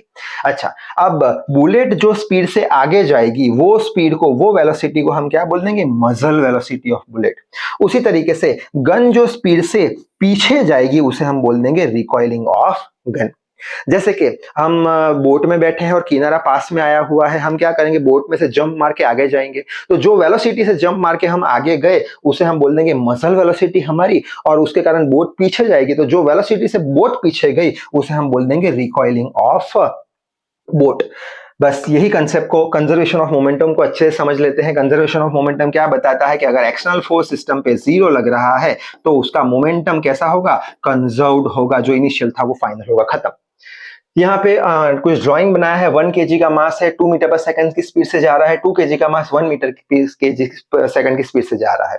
यानी ये स्पीड बड़ा है तो टकराएंगे, तो कुछ आगे जाते कोलिजन होगा, कोलिजन होने के बाद सेपरेट हो जाएंगे, सेपरेट होने के बाद 1 kg के पास 1 मीटर पर सेकंड की स्पीड रहेगी, तो 2 kg के पास कितनी स्पीड रहेगी, ऑप्शन देके रखे हैं यहाँ पे। अच्छा, तो इसे कैसे सॉल्व करें, तो यहाँ पे भी जब दो ऑब्जेक्ट कोलाइड करेंगे तो एक्सटर्नल फोर्स तो कुछ लग नहीं रहा, तो यहाँ पे एक्सटर्नल फोर्स कुछ लग नहीं रहा तो हम कंजर्वेशन ऑफ मोमेंटम अप्लाई कर पाएंगे। मोमेंटम कैसा रहेगा, कंजर्व्ड रहेगा। मोमेंटम कंजर्व्ड रहेगा, कैसे कैलकुलेट करेंगे, ये हमारा हो गया, सपोज करते हैं इसे m1 मास कंसीडर करते हैं, इसे m2 मास, ये इनिशियल वेलोसिटी u1, ये इनिशियल वेलोसिटी u2, इसकी कोलिजन हुआ, बाद में फाइनल वेलोसिटी v1, ये फाइनल वेलोसिटी v2, तो v2 हमें ढूंढनी है, ये m1 मास है, ये m2 मास है। तो क्या करेंगे, इनिशियल मोमेंटम के लिए इसका मोमेंटम होगा कुछ m इंटू u1 के बराबर प्लस m इंटू u2 के बराबर, तो initial momentum n into u1 m2 into u2। उसी तरीके से इसका कुछ मोमेंटम होगा m1 into v1 plus m2 into v2, ठीक है। m1 देके रखा है 1 है, u1 2 देके रखा है, m2 2 देके रखा है, ये 1 देके रखा है u2, और फिर बाद में ये m1 1 kg है, v1 1 मीटर पर सेकंड देकर रखा है, m2 2 kg, v2 का वैल्यू ढूंढना है, तो ये हो जाएगा 2 + 2 और यहाँ पे 1, तो ये यहाँ चला जाएगा 3 हो जाएगा, 2v2, v2 कितना आ जाएगा 1.5 मीटर पर सेकंड, ठीक है। अब ये न्यूमेरिकल में इतना भी सोचने की जरूरत नहीं थी, अगर हमारा कॉन्सेप्ट क्लियर होता तो चुटकी बजा के आंसर आ जाता। कैसे, यहाँ पे कोई एक्सटर्नल फोर्स नहीं लग रहा, इसका मतलब क्या हुआ, इनिशियल मोमेंटम बराबर फाइनल मोमेंटम। इनिशियली कितना मोमेंटम बन रहा है, m इंटू वी, यानी ये कितना है हमारा 1 इंटू 2 यानी 2 आ गया, और 2 इंटू 1 यानी 2, यानी 2 + 2 कितना हो गया, इनिशियल मोमेंटम 4 हो गया। फाइनल को भी कितना होना पड़ेगा, 4 होना पड़ेगा। क्यों, एक्सटर्नल फोर्स नहीं लग रहा है, मोमेंटम कंजर्व्ड है, इसलिए। फाइनल मोमेंटम कैसे फाइंड करेंगे, 1 इंटू 1 तो 1 आ गया, प्लस 2 इंटू कितना करे, 2 इंटू कितना करे, जिससे करके यहाँ पे कितना आ जाए, 3 आ जाए, तभी तो 4 = 4 आ जाएगा। तो 2 इंटू कितना करेंगे तब 3 आएगा, तो 2 इंटू 1.5 करेंगे तब जाके 3 आएगा, यानी ये 1.5 क्या हो जाएगा हमारा, 1.5 वेलोसिटी का आंसर आ जाएगा, ठीक है। आगे बढ़ लेते हैं। अब छोटा सा टॉपिक है, कौन सा, इंपल्स। इंपल्स यानी क्या, एज फॉर एग्जांपल हमारे पास एक बॉल है, बॉल स्पीड से आ रही है, हमने बैट से उसे फोर्स मारा, ठीक है, ऐसे करके उसे हिट किया। यानी जब हम हिट कर रहे हैं तब हम बॉल पे थोड़े ही टाइम पीरियड के लिए हम क्या लगा रहे हैं, फोर्स लगा रहे हैं, जिसे हम इंपल्स बोल देंगे, ठीक है। और वो फोर्स लगाने का कारण, वो इंपल्स लगाने के कारण बॉल का जो मोमेंटम होगा वो चेंज हो जाएगा। मोमेंटम कंजर्व कब रहेगा, जब एक्सटर्नल फोर्स नहीं लगेगा तब। बॉल आ रहा है, हमने एक्सटर्नल फोर्स लगाया थोड़े से टाइम पीरियड के लिए, जब हम थोड़े से टाइम पीरियड के लिए फोर्स लगाएंगे तो क्या होगा, उसमें इंपल्स क्रिएट होगा, और इंपल्स के कारण क्या होगा, उसका मोमेंटम चेंज हो जाएगा। तो उसे हम क्या बोल देंगे, इंपल्स बोल देंगे। वही लिखा है, when force is acting on a body for a very small time duration, when force is acting on a body for a very small time duration, then it is called as impulse। इसका unit क्या हो जाएगा, force का Newton, इसका time का second, Newton second हो जाएगा। और इंपल्स के कारण क्या होगा, then it produces change in momentum of a body। यानी इंपल्स क्या प्रोड्यूस करेगा, चेंज इन मोमेंटम प्रोड्यूस करेगा। चेंज इन मोमेंटम यानी क्या, dp, change in momentum dp यानी क्या, final momentum minus initial momentum. तो काफी आसान सा टॉपिक है। अब आगे बढ़ लेते हैं फ्रिक्शन की ओर। फ्रिक्शन यानी क्या, कि कोई बॉडी ऐसे सरफेस पे जा रहा है तो उसकी मोशन को अपोज करता हुआ एक फोर्स क्रिएट होगा, जो उसकी मोशन को अपोज करेगा, उसे हम फ्रिक्शन फोर्स बोल देंगे। तो वही लिखा है, the force with which body opposes, the force which will oppose the motion, जो मोशन में होगा कुछ उसके ऑपोजिट एक फोर्स लगेगा, रेजिस्टिव फोर्स लगेगा, जो उसको अपोज करेगा, उसको फ्रिक्शन बोल देंगे। दूसरी एक बात, जो फ्रिक्शन लगेगा वो हमेशा सरफेस के टेंजेंशियल होगा, सरफेस पे लगेगा। जैसे कि ये मेरा हाथ है, ये आगे ले जाऊं तो ये सरफेस पे टेंजेंशियल यानी अलोंग दी सरफेस पीछे लगेगा, अगर आगे जा रहा है तो पीछे लगेगा, तो मोशन को अपोज करेगा। तो वही दूसरी लाइन लिखी है, this frictional force is tangentially along the surface. जैसे कि यहाँ पे फोर्स लग रहा है, ये बॉडी ऐसे जा रही है, तो पलट के सरफेस के अलोंग टेंजेंशियल एक फोर्स लगेगा, फ्रिक्शन फोर्स लगेगा, जो ये मोशन को ऑपोज करेगा, जिसे हम फ्रिक्शन फोर्स बोल देंगे। फ्रिक्शन फोर्स का यूनिट क्या होगा? न्यूटन। क्यों? फोर्स का यूनिट क्या है? न्यूटन है, इसलिए। अब फ्रिक्शन के 3 टाइप है, तो एक एक करके हम 3 टाइप देख लेते हैं, उसके न्यूमेरिकल भी देख लेंगे। फर्स्ट टाइप कौन सा है? काइनेटिक फ्रिक्शन, जिसे हम Fk से रिप्रेजेंट करते हैं। काइनेटिक फ्रिक्शन कब लगेगा? काइनेटिक फ्रिक्शन तब लगेगा जब बॉडी किसमें होगा? मोशन में होगा। अगर बॉडी मोशन में है तो उस पे जो सरफेस के अलोंग टेंजेंशियली ऑपोजिट डायरेक्शन में जो फोर्स लग रहा है उसे हम फ्रिक्शन फोर्स लगेंगे। यानी जब बॉडी मोशन में होगा तब उस पे जो फ्रिक्शन फोर्स लगेगा तब उसे हम क्या बोल देंगे? काइनेटिक फ्रिक्शन बोल देंगे। ठीक है।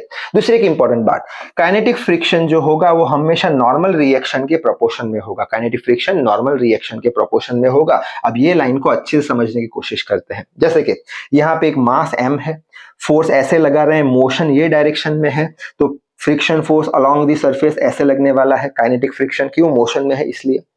अब नीचे कौन सा फोर्स है? Gravitational force mg। ऊपर कौन सा? n। यहाँ पे काइनेटिक फ्रिक्शन जो है, ये वाला फ्रिक्शन है, किसके प्रोपोर्शन में बोला? नॉर्मल रिएक्शन के प्रोपोर्शन में बोला। डायग्राम में से हम बोल सकते हैं n बराबर mg, n बराबर mg, यानी जितना mg ज्यादा, जितना दबाओगे या जितना ज्यादा वेट होगा उतना नॉर्मल रिएक्शन ज्यादा, जितना नॉर्मल रिएक्शन ज्यादा उतना काइनेटिक फ्रिक्शन ज्यादा। एज फॉर एग्जांपल, सपोजिंग ऐसे ऑब्जेक्ट को मैं दबा रहा हूं, यानी वेट ज्यादा है, वेट मास बढ़ा रहा हूं, इन शॉर्ट समझने के लिए, ऐसे वेट ज्यादा है, दबा रहा हूं और ऐसे आगे खिसका रहा हूं, तो बहुत ऑब्वियस काइनेटिक फ्रिक्शन बढ़ेगा। अगर हल्के से मैं ले जा रहा हूं तो काइनेटिक फ्रिक्शन कम होगा। शायद से बात समझ में आ गई होगी। नीचे mg है, जितना m ज्यादा होगा, mg ज्यादा होगा उतना नॉर्मल रिएक्शन ज्यादा, और नॉर्मल रिएक्शन किसके प्रोपोर्शन में है? उतना फ्रिक्शन ज्यादा। जितना ज्यादा हैवी ऑब्जेक्ट उतना ज्यादा काइनेटिक फ्रिक्शन। ओके, हाँ, तो यही लाइन को मैंने इक्वेशन में लिखा है। Kinetic friction Fk directly proportional to n। Proportionality sign हटाई, एक कांस्टेंट रखा म्यू के, तो ये इक्वेशन याद रखना है हमें काइनेटिक फ्रिक्शन का। Kinetic friction Fk is equal to mu K into n, जहां पे n नॉर्मल रिएक्शन है, किसके बराबर है? mg के बराबर। ठीक है। अब म्यू के क्या होता है? म्यू के होता है कोएफिशिएंट ऑफ काइनेटिक फ्रिक्शन, और कोएफिशिएंट ऑफ काइनेटिक फ्रिक्शन हमेशा कांस्टेंट होता है और वो सरफेस पे डिपेंड करता है। अगर सरफेस रफ है तो काइनेटिक फ्रिक्शन कोएफिशिएंट ज्यादा होगा, अगर सरफेस स्मूथ है तो काइनेटिक जो कोएफिशिएंट ऑफ फ्रिक्शन है वो कम होगा। यानी सरफेस पे डिपेंड करता है कोएफिशिएंट ऑफ काइनेटिक फ्रिक्शन। अब यही चीज को, यही कंसेप्ट को न्यूमेरिकल से समझ लेते हैं। यहाँ पे हमने क्या लिया है? एक 4 kg का ऑब्जेक्ट लिया है। ये 4 kg का ऑब्जेक्ट सरफेस पे रखा है। सरफेस का कितना है हमारा कोएफिशिएंट ऑफ काइनेटिक फ्रिक्शन? 0.2 है। ठीक है। अब कोएफिशिएंट है तो उसका यूनिट होगा नहीं, तो यूनिट लेस बोल देंगे। और 10 न्यूटन का फोर्स लगा रहे हैं। पूछा क्या है? फोर्स ऑफ फ्रिक्शन यानी Fk का वैल्यू ढूंढो, और एक्सेलरेशन ऑफ बॉडी यानी A का वैल्यू ढूंढो। दो चीज ढूंढनी है। काइनेटिक फ्रिक्शन तो ये इक्वेशन से मिल जाएगा, म्यू के इंटू एन से। तो म्यू के इंटू एन लिख लिया। म्यू के कितना देके रखा है? 0.2 है। n बराबर क्या होता है? n बराबर mg होता है, तो mg लिख लिया। 0.2, m कितना है? 4 देके रखा है। g कितना लेने को बोला है? 10, तो आ जाएगा Fk कितना? 8 न्यूटन। और साथ ही साथ हमें क्या पूछा है? एक्सेलरेशन भी पूछा है। ये कितने एक्सेलरेशन से आगे जाएगा वो भी पूछा है हमें। तो उसके लिए हम क्या करेंगे? फ्री बॉडी डायग्राम बनेंगे। कैसे? 10 न्यूटन ऐसे लगाया, 10 न्यूटन ऐसे लगाया, काइनेटिक फ्रिक्शन कितना लगा? 8 न्यूटन का। पीछे की डायरेक्शन में लगेगा, बट ऑब्वियस, क्यों? ऑपोज कर रहा है मोशन को। अच्छा, तो 8 न्यूटन का पीछे लगाया। एक्सेलरेशन ये डायरेक्शन में, इस पे हम क्या लगा देंगे? Newton second law, F net is equal to ma। F net यानी 10 और ये 8 कौन सा बड़ा है? एक्सेलरेशन कौन सी डायरेक्शन में? वो बड़ा है, तो 10 minus 8, F net 10 minus 8 is equal to ma। m कितना है? 4, a एज इट इज लिख लिया। ये 2 इज इक्वल टू 4a, ये 2 कट जाएगा, a इज इक्वल टू 1/2 यानी 0.5 आंसर हमारा आ जाएगा। आई होप आपको बात समझ में आ रही है। ठीक है, आगे बढ़ लेते हैं नेक्स्ट फ्रिक्शन के बारे में। नेक्स्ट था स्टैटिक फ्रिक्शन। नेक्स्ट है स्टैटिक फ्रिक्शन म्यू एस, जिसे हम लिमिटिंग फ्रिक्शन भी बोलते हैं। अभी हमने कौन सा पढ़ा? अभी हमने पढ़ा काइनेटिक फ्रिक्शन, जब बॉडी मोशन में होता है। स्टैटिक फ्रिक्शन कब लगता है? जब मोशन में होता है तब तो हमारा काइनेटिक फ्रिक्शन लगता है। स्टैटिक फ्रिक्शन कब लगता है? जब बॉडी टेंस टू मूव, यानी बॉडी जस्ट मूव होने की शुरुआत कर रही है, जस्ट अभी रेस्ट पे है, जस्ट मूव होने की शुरुआत कर रही है, तब कौन सा फ्रिक्शन लगेगा? स्टैटिक फ्रिक्शन लगेगा। और स्टैटिक फ्रिक्शन को Fs से डिनोट किया। स्टैटिक फ्रिक्शन हमेशा काइनेटिक फ्रिक्शन से बड़ा होगा, हमेशा। क्योंकि स्टैटिक फ्रिक्शन कब लग रहा है? जब बॉडी टेंस टू मूव हो रही है, खिसकने की शुरुआत कर रही है, तब स्टैटिक फ्रिक्शन लगेगा। और काइनेटिक फ्रिक्शन जब बॉडी मोशन में होगा। एज फॉर एग्जांपल, टेबल है हमारे पास, टेबल को स्टार्टिंग में हम धक्का मारते हैं, तब जस्ट अबाउट टू मूव जब होता है, खिसकने की शुरुआत होती है, तब कौन सा फ्रिक्शन लगता है? स्टैटिक फ्रिक्शन, जो ज्यादा होता है। एक बार मोशन में आ गया यानी काइनेटिक फ्रिक्शन लग रहा है, यानी कम फोर्स से वो चल रहा है। तब क्यों कम फोर्स से चल रहा है? क्योंकि काइनेटिक फ्रिक्शन कम होता है, इसलिए। शायद से समझ में आ गया आपको, ठीक है। दूसरा इंपॉर्टेंट लाइन कौन सा है? पहला तो just about to move, rest पे होता है, जस्ट अबाउट टू मूव तो स्टैटिक फ्रिक्शन। दूसरा क्या है? ये जो स्टैटिक फ्रिक्शन है वो कैसा है? सेल्फ एडजस्टिंग फ्रिक्शन है। ये कैसा है? सेल्फ एडजस्टिंग फ्रिक्शन है, अपने आप को ये एडजस्ट करता है। कैसे? तो यहाँ पे सपोज फोर्स हमने लगाया 5 न्यूटन का, तो पीछे भी जस्ट अबाउट टू मूव का केस रेस्ट का अभी कंसीडर कर रहे हैं, रेस्ट का अभी कंसीडर कर रहे हैं, मोशन का तो काइनेटिक फ्रिक्शन होगा। 5 न्यूटन का लगाया तो पलट के कितना लगा? 5 न्यूटन रेस्ट पे। 6 न्यूटन लगाया, इसने भी पलट के 6 न्यूटन लगाया। 7 न्यूटन लगाया, इसने भी पलट के 7 न्यूटन लगा लिया। यानी ये सेल्फ एडजस्ट कर रहा है, अपने आप को खिसकने नहीं दे रहा। 7 न्यूटन लगाया तो पलट के 7 न्यूटन, यानी इसका मतलब क्या होगा? Self adjusting. सपोज करते हैं 7.1 न्यूटन का लगा दिया हमने, बस अब इसका लिमिट खत्म हो गया। 7 न्यूटन को क्या बोल देंगे हम? 7 न्यूटन को बोलेंगे लिमिटिंग फ्रिक्शन, ठीक है। तो 7 न्यूटन से ज्यादा लगाया 7.1, यानी अब ये कैसा आ गया? मोशन में आ गया। यानी अब इसके पास कौन सा फ्रिक्शन आ गया? काइनेटिक फ्रिक्शन आ गया, ठीक है।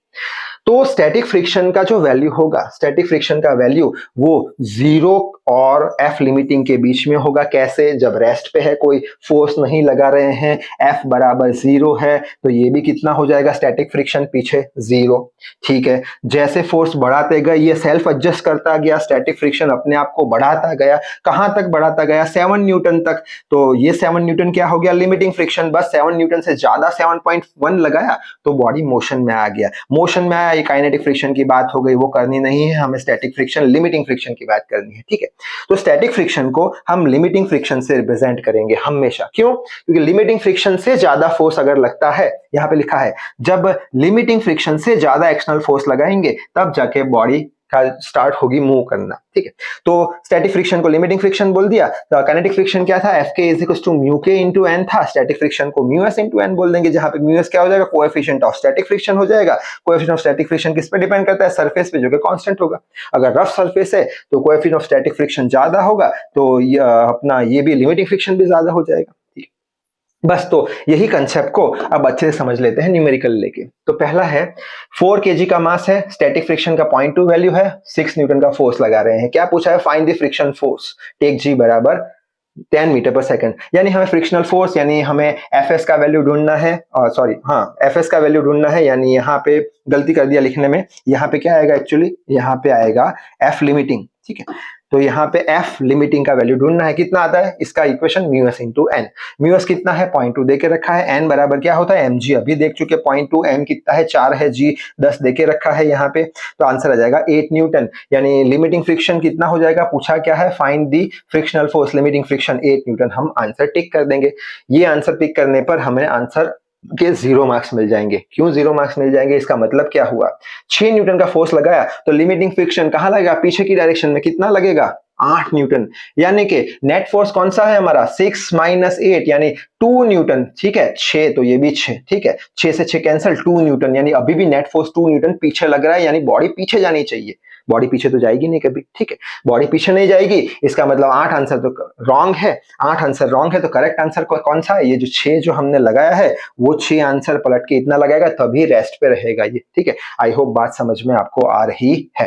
तो बॉडी मूव कब करेगा? बॉडी तब मूव करेगा जब ये जो लिमिटिंग फ्रिक्शन है 8 न्यूटन से ज्यादा अगर फोर्स लगाया, 8.1, ठीक है, या 9, 10, तब जाके बॉडी मूव करेगा। तो वही बात यहाँ पे लिखी है, to move the body more than 8 newton force is required. 8 newton से ज्यादा फोर्स लगाएंगे, 8 न्यूटन से ज्यादा, तभी बॉडी मूव करेगी, ठीक है। दूसरा एक देख लेते हैं।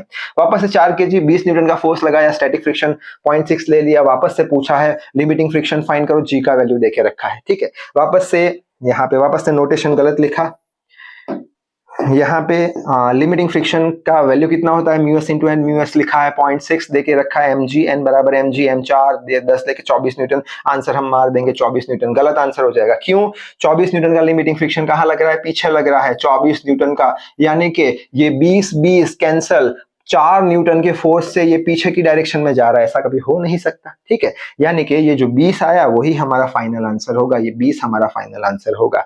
यानी कि अगर हमें बॉडी को मोशन में लाना है तो 20 न्यूटन से तो काम नहीं बनेगा हमारा। 24 न्यूटन से ज्यादा, हमें 24 न्यूटन से ज्यादा अगर फोर्स लगाया तब जाके हमारा क्या होगा? बॉडी मोशन में आ जाएगा, ठीक है। आगे बढ़ लेते हैं। अब जो हमने पढ़ा स्टैटिक और काइनेटिक फ्रिक्शन, उसको ग्राफ से समझ लेते हैं। स्टैटिक फ्रिक्शन यानी क्या? जब बॉडी रेस्ट पे हो, जस्ट अबाउट टू मूव हो। कैसा है? सेल्फ एडजस्टिंग है। 2 Newton 2 Newton, 3 Newton 3 Newton, 4 Newton 4 Newton, 4.1 Newton, तब शुरुआत हो जाएगी उसकी चलने की, लिमिटिंग फ्रिक्शन तक, ठीक है। और काइनेटिक फ्रिक्शन यानी क्या, जब मोशन में होता, तो ये एक्सिस पे हमने वाई एक्सिस पे क्या लिया है, फ्रिक्शन फोर्स जो लग रहा है पीछे ऑपोज कर रहा है मोशन को वो, और यहाँ पे क्या लिया है हमने एक्स एक्सिस पे जो हम फोर्स अप्लाई कर रहे हैं, ठीक है। स्टार्टिंग से जीरो से स्टार्ट करेंगे, हम जीरो से स्टार्ट करेंगे, 1 Newton self adjusting 1 Newton, 2 Newton self adjusting 2, 3 Newton self adjusting 3 Newton, करते करते यहां तक पहुंच गए, ठीक है। यानी ये सेल्फ एडजस्टिंग है तो ये कौन सा हो गया, स्टैटिक फ्रिक्शन है। बाद में 3.1 न्यूटन लगाया, यानी ये लिमिटिंग फ्रिक्शन आ गया, बस 3 न्यूटन लिमिटिंग फ्रिक्शन है। 3.1 पे स्टार्ट हो जाएगा मोशन, यानी यहाँ पे मोशन चालू हो गया, मोशन चालू हुआ तो काइनेटिक फ्रिक्शन लगा, काइनेटिक फ्रिक्शन यानी लेस हो गया काइनेटिक फ्रिक्शन, इसलिए हम बोलते हैं क्या, static friction less than kinetic friction, ठीक है। यहाँ पे स्टैटिक फ्रिक्शन देखो, यहाँ तक स्टैटिक फ्रिक्शन है, काइनेटिक फ्रिक्शन का वैल्यू ये रहा कम, ये सपोज 2 ये 3, तो काइनेटिक फ्रिक्शन कम है, स्टैटिक फ्रिक्शन ज्यादा है, ठीक है। यहाँ पे स्टैटिक फ्रिक्शन का वैल्यू देखें तो 0 से स्टार्ट करता है, 0 से स्टार्ट और मैक्सिमम कहां तक जा रहा है, लिमिटिंग फ्रिक्शन तक। तो यहाँ पे स्टैटिक फ्रिक्शन का वैल्यू हम देखते हैं 0 से स्टार्ट करता है, कहां तक जाता है, लिमिटिंग फ्रिक्शन तक। आई होप ये बात समझ में आ गई होगी। आगे बढ़ लेते हैं। अब लास्ट जो फ्रिक्शन है रोलिंग फ्रिक्शन, उसकी भी बात कर लेते हैं, जिसे एफ से रिप्रेजेंट किया जाता है। स्टैटिक फ्रिक्शन में हमने क्या देखा, स्टैटिक फ्रिक्शन में हमने देखा कि बॉडी जब रेस्ट पे हो तब, जस्ट अबाउट टू मूव हो तब, जहां पे जो हमारा स्टैटिक फ्रिक्शन होता था वो सबसे ज्यादा होता था, just about to move, table को धक्का लगाने में बहुत ताकत लगती है, क्यों, स्टैटिक फ्रिक्शन ज्यादा होता है। बाद में हमने देखा काइनेटिक फ्रिक्शन एफ कैसे रिप्रेजेंट होता है, कैसा वो, जब मोशन में होता है तब, जब मोशन में हुआ काइनेटिक फ्रिक्शन कम हो गया तो वो कम हो जाएगा। और अभी हम देखेंगे रोलिंग फ्रिक्शन एफआर से रिप्रेजेंट होता है। रोलिंग फ्रिक्शन यानी क्या, कब लगता है, जब बॉडी रोल करती है, जब बॉडी रोल करती है तब उसमें बहुत ही कम फ्रिक्शन लगता है, जिसे रोलिंग फ्रिक्शन बोलते हैं। क्यों, क्योंकि जब बॉडी रोल करती है, एक अपने स्फीयर ले लिया, बॉल ले लिया, बॉडी रोल कर रही है, ये डायरेक्शन में उसका मोशन है, तब ये बॉडी और सरफेस के बीच में क्या कांटेक्ट है, पॉइंट कांटेक्ट है। अगर पॉइंट कांटेक्ट है तो कम फोर्स लगेगा, फ्रिक्शन फोर्स लगेगा, जितना कांटेक्ट कम उतना फ्रिक्शन फोर्स कम, यानी रोलिंग फोर्स कैसा लगेगा, फ्रिक्शन फोर्स कैसा लगेगा, हमेशा से कम लगेगा। यहाँ पे ये हमने स्फीयर लिया है, बॉल लिया है, जिसके कारण फ्रिक्शन कम लग रहा है, तो ये हम एडवांटेज उठाने वाले हैं, किसमें, बॉल बेरिंग में। तो ये एडवांटेज हम किसमें यूज करेंगे, बॉल बेरिंग में यूज करेंगे। बॉल बेरिंग कहाँ पे यूज होती है, फैन में यूज होती है, ठीक है। फ्रिक्शन कम लगता है, क्यों, पॉइंट कांटेक्ट होता है, जिसके कारण रोलिंग फ्रिक्शन लगता है। रोलिंग फ्रिक्शन कैसा होता है, बहुत कम होता है स्टैटिक और काइनेटिक से। मिक्सचर ग्राइंडर में यूज होता है, व्हीकल के जो व्हील्स होते हैं उसमें बॉल बेरिंग यूज होता है, ठीक है। तो ये रोलिंग फ्रिक्शन का एडवांटेज है। तो हम बोल सकते हैं स्टैटिक फ्रिक्शन सबसे ज्यादा, उसके बाद काइनेटिक फ्रिक्शन मोशन में आ गया, और रोलिंग फ्रिक्शन पॉइंट कांटेक्ट तो सबसे कम। बाद में कोएफिशिएंट ऑफ स्टैटिक फ्रिक्शन सबसे ज्यादा, कोएफिशिएंट ऑफ काइनेटिक फ्रिक्शन उससे कम, और एकदम कम coefficient of rolling friction. Coefficient of rolling friction किस पे डिपेंड करता है, सरफेस पे डिपेंड करता है, कांस्टेंट होता है। स्टैटिक फ्रिक्शन का इक्वेशन म्यूएस इंटू एन बड़ा होगा सबसे, काइनेटिक फ्रिक्शन का म्यू के इंटू एन उससे थोड़ा छोटा, और रोलिंग फ्रिक्शन का इक्वेशन होता है म्यू आर इंटू एन, वो सबसे छोटा हो जाता है। तो ये 3 फ्रिक्शन हमने खत्म कर दिए यहाँ पे, ठीक है। अब बात करते हैं एंगल ऑफ रिपोज की। एंगल ऑफ रिपोज यानी क्या, सपोज करते हैं हमारे पास पत्थर है, वो पत्थर को हम यहाँ पे हाथ पे रख रहे हैं, बाद में इसका एंगल ऐसे धीरे धीरे धीरे धीरे हम बढ़ाते जा रहे हैं, ये हॉरिजॉन्टल के साथ एंगल बढ़ाते जा रहे हैं। तो जो एंगल पे ये पत्थर जस्ट अबाउट टू स्लिप हो जाए, वो एंगल को हम एंगल ऑफ रिपोज बोल देंगे। बस इतना ही है angle of repose. Angle of repose यानी क्या, angle at which body is just about to slip, जो एंगल पे body just about to slip कर जाए उसे हम क्या बोल देंगे, एंगल ऑफ रिपोज। यानी यहाँ पे हम मोशन की बात नहीं कर रहे हैं, यहाँ पे हम जस्ट अबाउट टू स्लिप यानी स्टैटिक फ्रिक्शन की बात कर रहे हैं, ठीक है, जस्ट अबाउट टू स्लिप, ठीक है। अब ये कैसे समझेंगे हम, तो यहाँ पे ऐसे कुछ एंगल हमने लिया है, थीटा एंगल लिया है, यहाँ पे हमने कोई ऑब्जेक्ट रखा है, यहाँ पे mg vertical downward gravitational force, ये 90 एंगल पे सरफेस के नॉर्मल रिएक्शन। अगर इसे एक्सटेंड करते हैं तो ये हमारा एंगल थीटा हो जाएगा। अभी हमने देखा था क्या, ये थीटा तो ये भी थीटा, ठीक है। अच्छा, ये mg तो थीटा के साथ जो कंपोनेंट होता है वो कॉस कंपोनेंट, यानी mg cos थीटा, उसके 90 एंगल पे mg sin थीटा, ठीक है। यानी ये बॉडी ऐसे रखी है तो ये बॉडी ऐसे खिसकने की कोशिश करेगी, यानी इसका मोशन ऐसे होगा। जब भी बॉडी का मोशन होगा उसके अपोज में एक रेजिस्टिव फोर्स लगेगा जो उसकी बॉडी की मोशन को अपोज करेगा, जिसे हम फ्रिक्शन फोर्स बोल देंगे। स्टैटिक फ्रिक्शन, काइनेटिक फ्रिक्शन नहीं बोला, क्यों, एंगल ऑफ रिपोज यानी क्या, ऐसा एंगल जिसपे जस्ट अबाउट टू स्लिप हो, ठीक है। तो स्टैटिक फ्रिक्शन ऊपर लग रहा है अगर ये नीचे जाने की कोशिश करेगा तो। अब स्टैटिक फ्रिक्शन किसके बराबर होगा? तो स्टैटिक फ्रिक्शन जो होगा, अभी इक्वेशन देखा, म्यू एस इंटू एन के बराबर होगा। और एन किसके बराबर होगा? एन होगा, ये रहा, एन किसके बराबर होगा? एन बराबर होगा एम जी कॉस थीटा के। तो एन की जगह क्या लिख लिया? एम जी कॉस थीटा, यानी एफ एस किसके बराबर होगा? Mu S M G cos theta के। आई होप बात समझ में आ गई होगी, ठीक है। तो यहां पे अगर ये वाला कंपोनेंट है, कौन सा?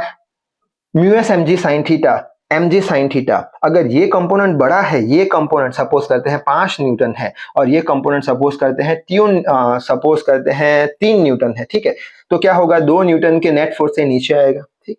तो यहाँ पे लिखा है कि अगर एम जी साइन थीटा ये कंपोनेंट बड़ा है, इससे बड़ा है, तो बॉडी कैसा हो जाएगा? मोशन में आ जाएगा। हमें तो मोशन चाहिए नहीं, क्यों? एंगल ऑफ रिपोज क्या? जस्ट अबाउट टू स्लिप, ठीक है। यानी दोनों अगर बराबर होंगे, जब ये एम जी साइन थीटा और ये mu S M G cos theta दोनों बराबर होंगे, तब शायद जस्ट अबाउट टू स्लिप होगा। एंगल ऑफ रिपोज की बात कर रहे हैं।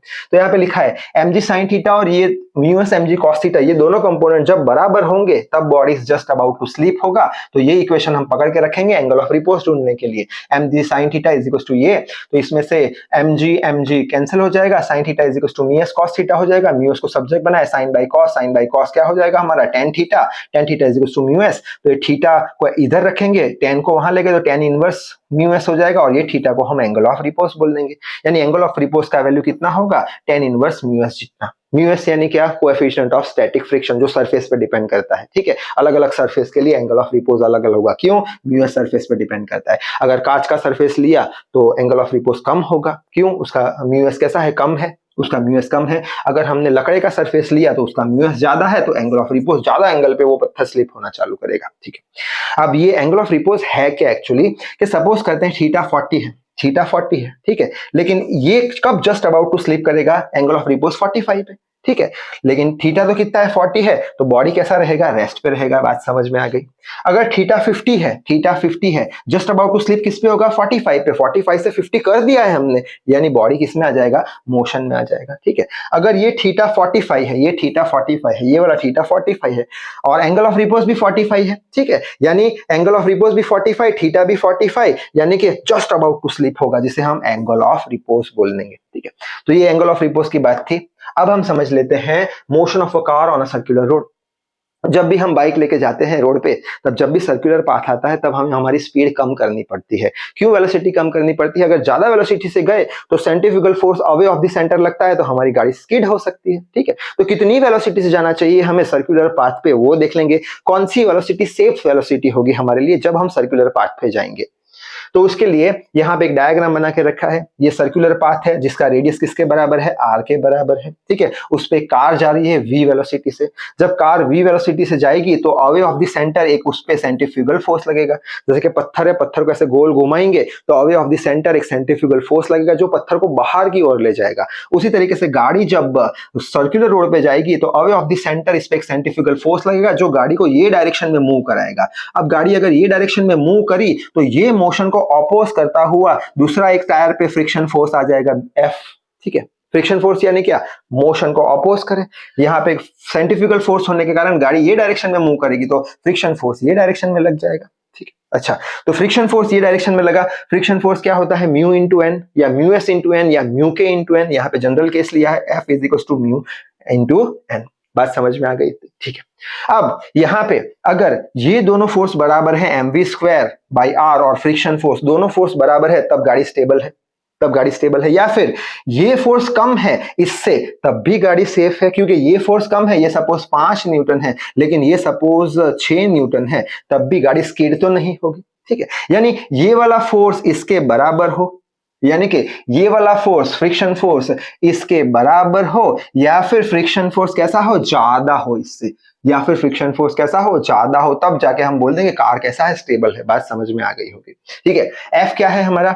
F है म्यू इंटू एन, तो म्यू इंटू एन लिख दिया, less than equal to M square bar. N कितना होता है? m इंटू जी, अभी हम देख लिए। m v square by R, m से m कैंसिल, mu G is equal to V square by R. V square less than sign है तो लेस देन साइन लगा दिया, V square mu R G, तो v is equal to under square root of mu R G. ये equation याद रखना numerical solve करने के लिए। ये इक्वेशन हमें क्या बताता है कि अगर हमें स्पीड बढ़ानी है, अगर हमें स्पीड बढ़ानी है। तो जी को तो टच नहीं कर सकते, 9.8 कांस्टेंट है, ठीक है, जी को तो टच नहीं कर सकते, 9.8 कांस्टेंट है। रेडियस जो है रोड का वो बढ़ा सकते हैं, रेडियस जो रोड का है वो बढ़ा सकते हैं। अगर ज्यादा रेडियस है तो स्पीड बढ़ा सकते हैं, कम रेडियस है तो स्पीड कम करनी पड़ेगी हमें। या फिर अगर हमें स्पीड बढ़ानी है तो हम ऐसा मटेरियल लेंगे रोड का जिसका म्यू ज्यादा हो, कोएफिशिएंट ऑफ फ्रिक्शन ज्यादा हो, ठीक है। ज्यादा खुरदुरी सरफेस ले ली तो उसका म्यू ज्यादा, ज्यादा म्यू तो ये फ्रिक्शन ज्यादा, तो स्पीड हम ज्यादा कर सकते हैं। आई होप बात समझ में आ रही होगी। यानी अगर वेलोसिटी हमारी, वेलोसिटी का वैल्यू अगर इससे कम है या इसके बराबर है तब सेफ स्पीड होगी, लेकिन ये अगर बढ़ गई इससे तो हमारी बॉडी स्किड हो जाएगी, जो भी कार होगी स्किड हो जाएगी। तो ये शायद से आपको ये टॉपिक अच्छे से समझ में आ गया होगा। अब इसके रिलेटेड दूसरा टॉपिक है, अभी हमने क्या देखा, सेफ स्पीड कितना होता है, वी का वैल्यू इससे कम होना चाहिए, म्यू आर से कम होना चाहिए। ऐसे सेंट्रीफ्यूगल फोर्स लगता था और फ्रिक्शन फोर्स इसके ऑपोजिट लगता था। अगर दोनों फोर्स बराबर है तो हम बोलते हैं कि कार कैसा है, सेफ है हमारा। ये वाला फोर्स और ये वाला फोर्स अगर सेम है तो कार सेफ है हमारा। लेकिन हाईवे की बात करें तो हाईवे पे क्या होता है, हाईवे पे कार का स्पीड बहुत ज्यादा होता है, ठीक है, और उसके सामने रोड जो होते हैं वो स्मूथ होते हैं। अगर रोड स्मूथ हुए तो उसका म्यू कम हो जाएगा, म्यू कम हो जाएगा तो फ्रिक्शन कम हो जाएगा। F क्या होता है, F is equal to mu into N, यानी म्यू अगर कम तो फ्रिक्शन कम, फ्रिक्शन ये कम हो जाता है। फ्रिक्शन अगर कम हो गया और स्पीड ज्यादा है तो ये वाला फोर्स बढ़ गया तो कार कैसा हो जाएगा, कार हमारा स्किड हो जाएगा। कार स्किड ना हो उसके लिए रोड को क्या किया जाता है, बैंकिंग किया जाता है, रोड का बैंकिंग किया जाता है। समझ में आ गई होगी शायद से बात। बैंकिंग क्यों जरूरी है, बैंकिंग इसलिए जरूरी है कि रोड एक तो स्मूथ होते हैं तो उसका फ्रिक्शन कम हो जाता है और कार का स्पीड बहुत ज्यादा होता है, तो ये जो फ्रिक्शन है हमारा, ये फ्रिक्शन इतना मिल नहीं पाता तो कार स्किड होने के चांसेस ज्यादा रहते हैं। तो उसके लिए बैंक करना पड़ता है, यानी रोड को कुछ एंगल पे उठा दिया जाता है, ऐसे करके कुछ। तो यहाँ पे देख सकते हैं ऐसा रोड ऐसे नहीं है कर्व्ड, रोड ऐसे कर्व्ड, ऐसे उठा हुआ है, कुछ एंगल थीटा ऐसे उठा हुआ है, ऐसे गोल नहीं है, ऐसे एंगल पे कुछ उठा हुआ है, जिसको हम बैंकिंग बोल देते हैं। जिसके कारण ये फोर्स बढ़ गया, ये फोर्स बढ़ गया, लेकिन ये उठा हुआ है तो ये नीचे वापस से सरक के आ जाएगा। शायद से समझ में आ रहा होगा, ठीक है। तो ये बैंकिंग कितना है, थीटा है, वी वेलोसिटी से कार जा रही है। अब इसका क्रॉस सेक्शन सामने से अगर हम देखेंगे तो सामने से ऐसा कुछ व्यू हमें दिखेगा। ये जो कार है वो ऐसे आ रही है, बाहर बोर्ड के बाहर आ रही है कुछ एंगल पे, ठीक है, ये बैंक्ड एंगल, इसको बैंकिंग बोलते हैं, ऐसे करके बाहर आ रही है, ठीक है। अब यहाँ पे नीचे डाउनवर्ड, वर्टिकल डाउनवर्ड कौन सा, ग्रेविटेशनल फोर्स mg नीचे लग रहा है, ठीक है, और ये सरफेस के परपेंडिकुलर नॉर्मल लगाना है, ना कि ये सरफेस के परपेंडिकुलर, ठीक है, परपेंडिकुलर फोर्स, ठीक है। अब इसको अगर एक्सटेंड करते हैं तो ये हमें पता है अगर ये थीटा है तो ये भी थीटा है, मैंने बोला था याद रखना। अगर ये थीटा है तो ये वाला जो एंगल है ये स्ट्रेट लाइन का, ये भी थीटा होगा, ऑपोजिट एंगल, ठीक है। तो ये नॉर्मल रिएक्शन, ये थीटा, तो जिसके साथ थीटा उसका कौन सा कंपोनेंट, कॉस कंपोनेंट, तो ये n cos थीटा और ये अपना n sin थीटा। शायद से समझ में आ गया होगा बस। और ये जब कार फुल स्पीड में जाती है तो अवे ऑफ द सेंटर, यहाँ कहाँ पे सेंटर होगा, अवे ऑफ द सेंटर क्या लग रहा है, mv² लग रहा है, mv²r, तो ये away of the centre mv²r लग गया, ठीक है। अब यहाँ पे हम देख सकते हैं कि ये n sin थीटा और mv²r अगर सेम है तो बॉडी स्टेबल है, कार स्टेबल है, यानी ये दोनों सेम होने चाहिए, और ये ऊपर नीचे के भी सेम होने चाहिए, यानी n cos थीटा mg के बराबर होना चाहिए, तभी कार बॉडी इक्विलिब्रियम में होगी। बस अब 1/2 कर देंगे, 1 क्या है, n sin theta divide by n cos theta, n sin theta divide by n cos theta is equal to mv²r, mv²r divide by mg, m से m कैंसिल तो n से n भी कैंसिल, तो sin theta by cos theta v²/rg, sin by cos tan theta v²/rg, तो v² को subject बनाया, rg tan theta, तो v is equal to √rg tan theta, ठीक है। तो ये हमारी क्या हो गई, सेफ स्पीड हो गई। यानी कि इसका मतलब क्या निकला कि अगर हमें स्पीड बढ़ानी है, अगर हमें स्पीड बढ़ानी है तो हम क्या करेंगे, ये जो थीटा है बैंक्ड एंगल उसे बढ़ा देंगे, उसे बढ़ा देंगे, ठीक है। अगर थीटा ज्यादा होगा तो स्पीड कंपलसरी बढ़ानी ही पड़ेगी, क्योंकि थीटा अगर ज्यादा होगा और कम स्पीड से जाएंगे तो नीचे से लग जाएंगे हम। अगर स्पीड बढ़ाई तो सेंट्रीफ्यूगल फोर्स ज्यादा लगा तभी तो मेंटेन कर पाएंगे एक डिस्टेंस यहाँ पे ऊपर, ठीक है। अच्छा, तो ये सेफ स्पीड का इक्वेशन rg tan थीटा याद रखना, छोटा सा न्यूमेरिकल है यहाँ पे। ये सेफ स्पीड का rg tan थीटा अभी देखा वो क्या है, रेडियस ऑफ द रोड देके रखा है 20 मीटर, रोड स्मूथ एकदम देके रखा है, बैंकिंग एंगल यानी कितना उठा हुआ है वो देके रखा है theta, what will be the safe speed यानी v का वैल्यू ढूंढना है और g का वैल्यू देके रखा है। बस एकदम सिंपल है, इसमें वैल्यू रख दो, r का 20 10, ये 30, ये 30 300 हो जाएगा, ठीक है। ये 300 आ जाए, सॉरी ये कितना आ जाएगा, ये 200 आ जाएगा, ठीक है। ये 200, ये भी 200, ठीक है। 200 1/√3 किसका वैल्यू है, 1030 का वैल्यू 1/√3, बस इतना आंसर छोड़ दो, फुल मार्क्स मिल जाएंगे आपको, ठीक है। आगे बढ़ लेते हैं। लास्ट हमारा टॉपिक इस चैप्टर का कौन सा है, कैचिंग ऑफ बॉल।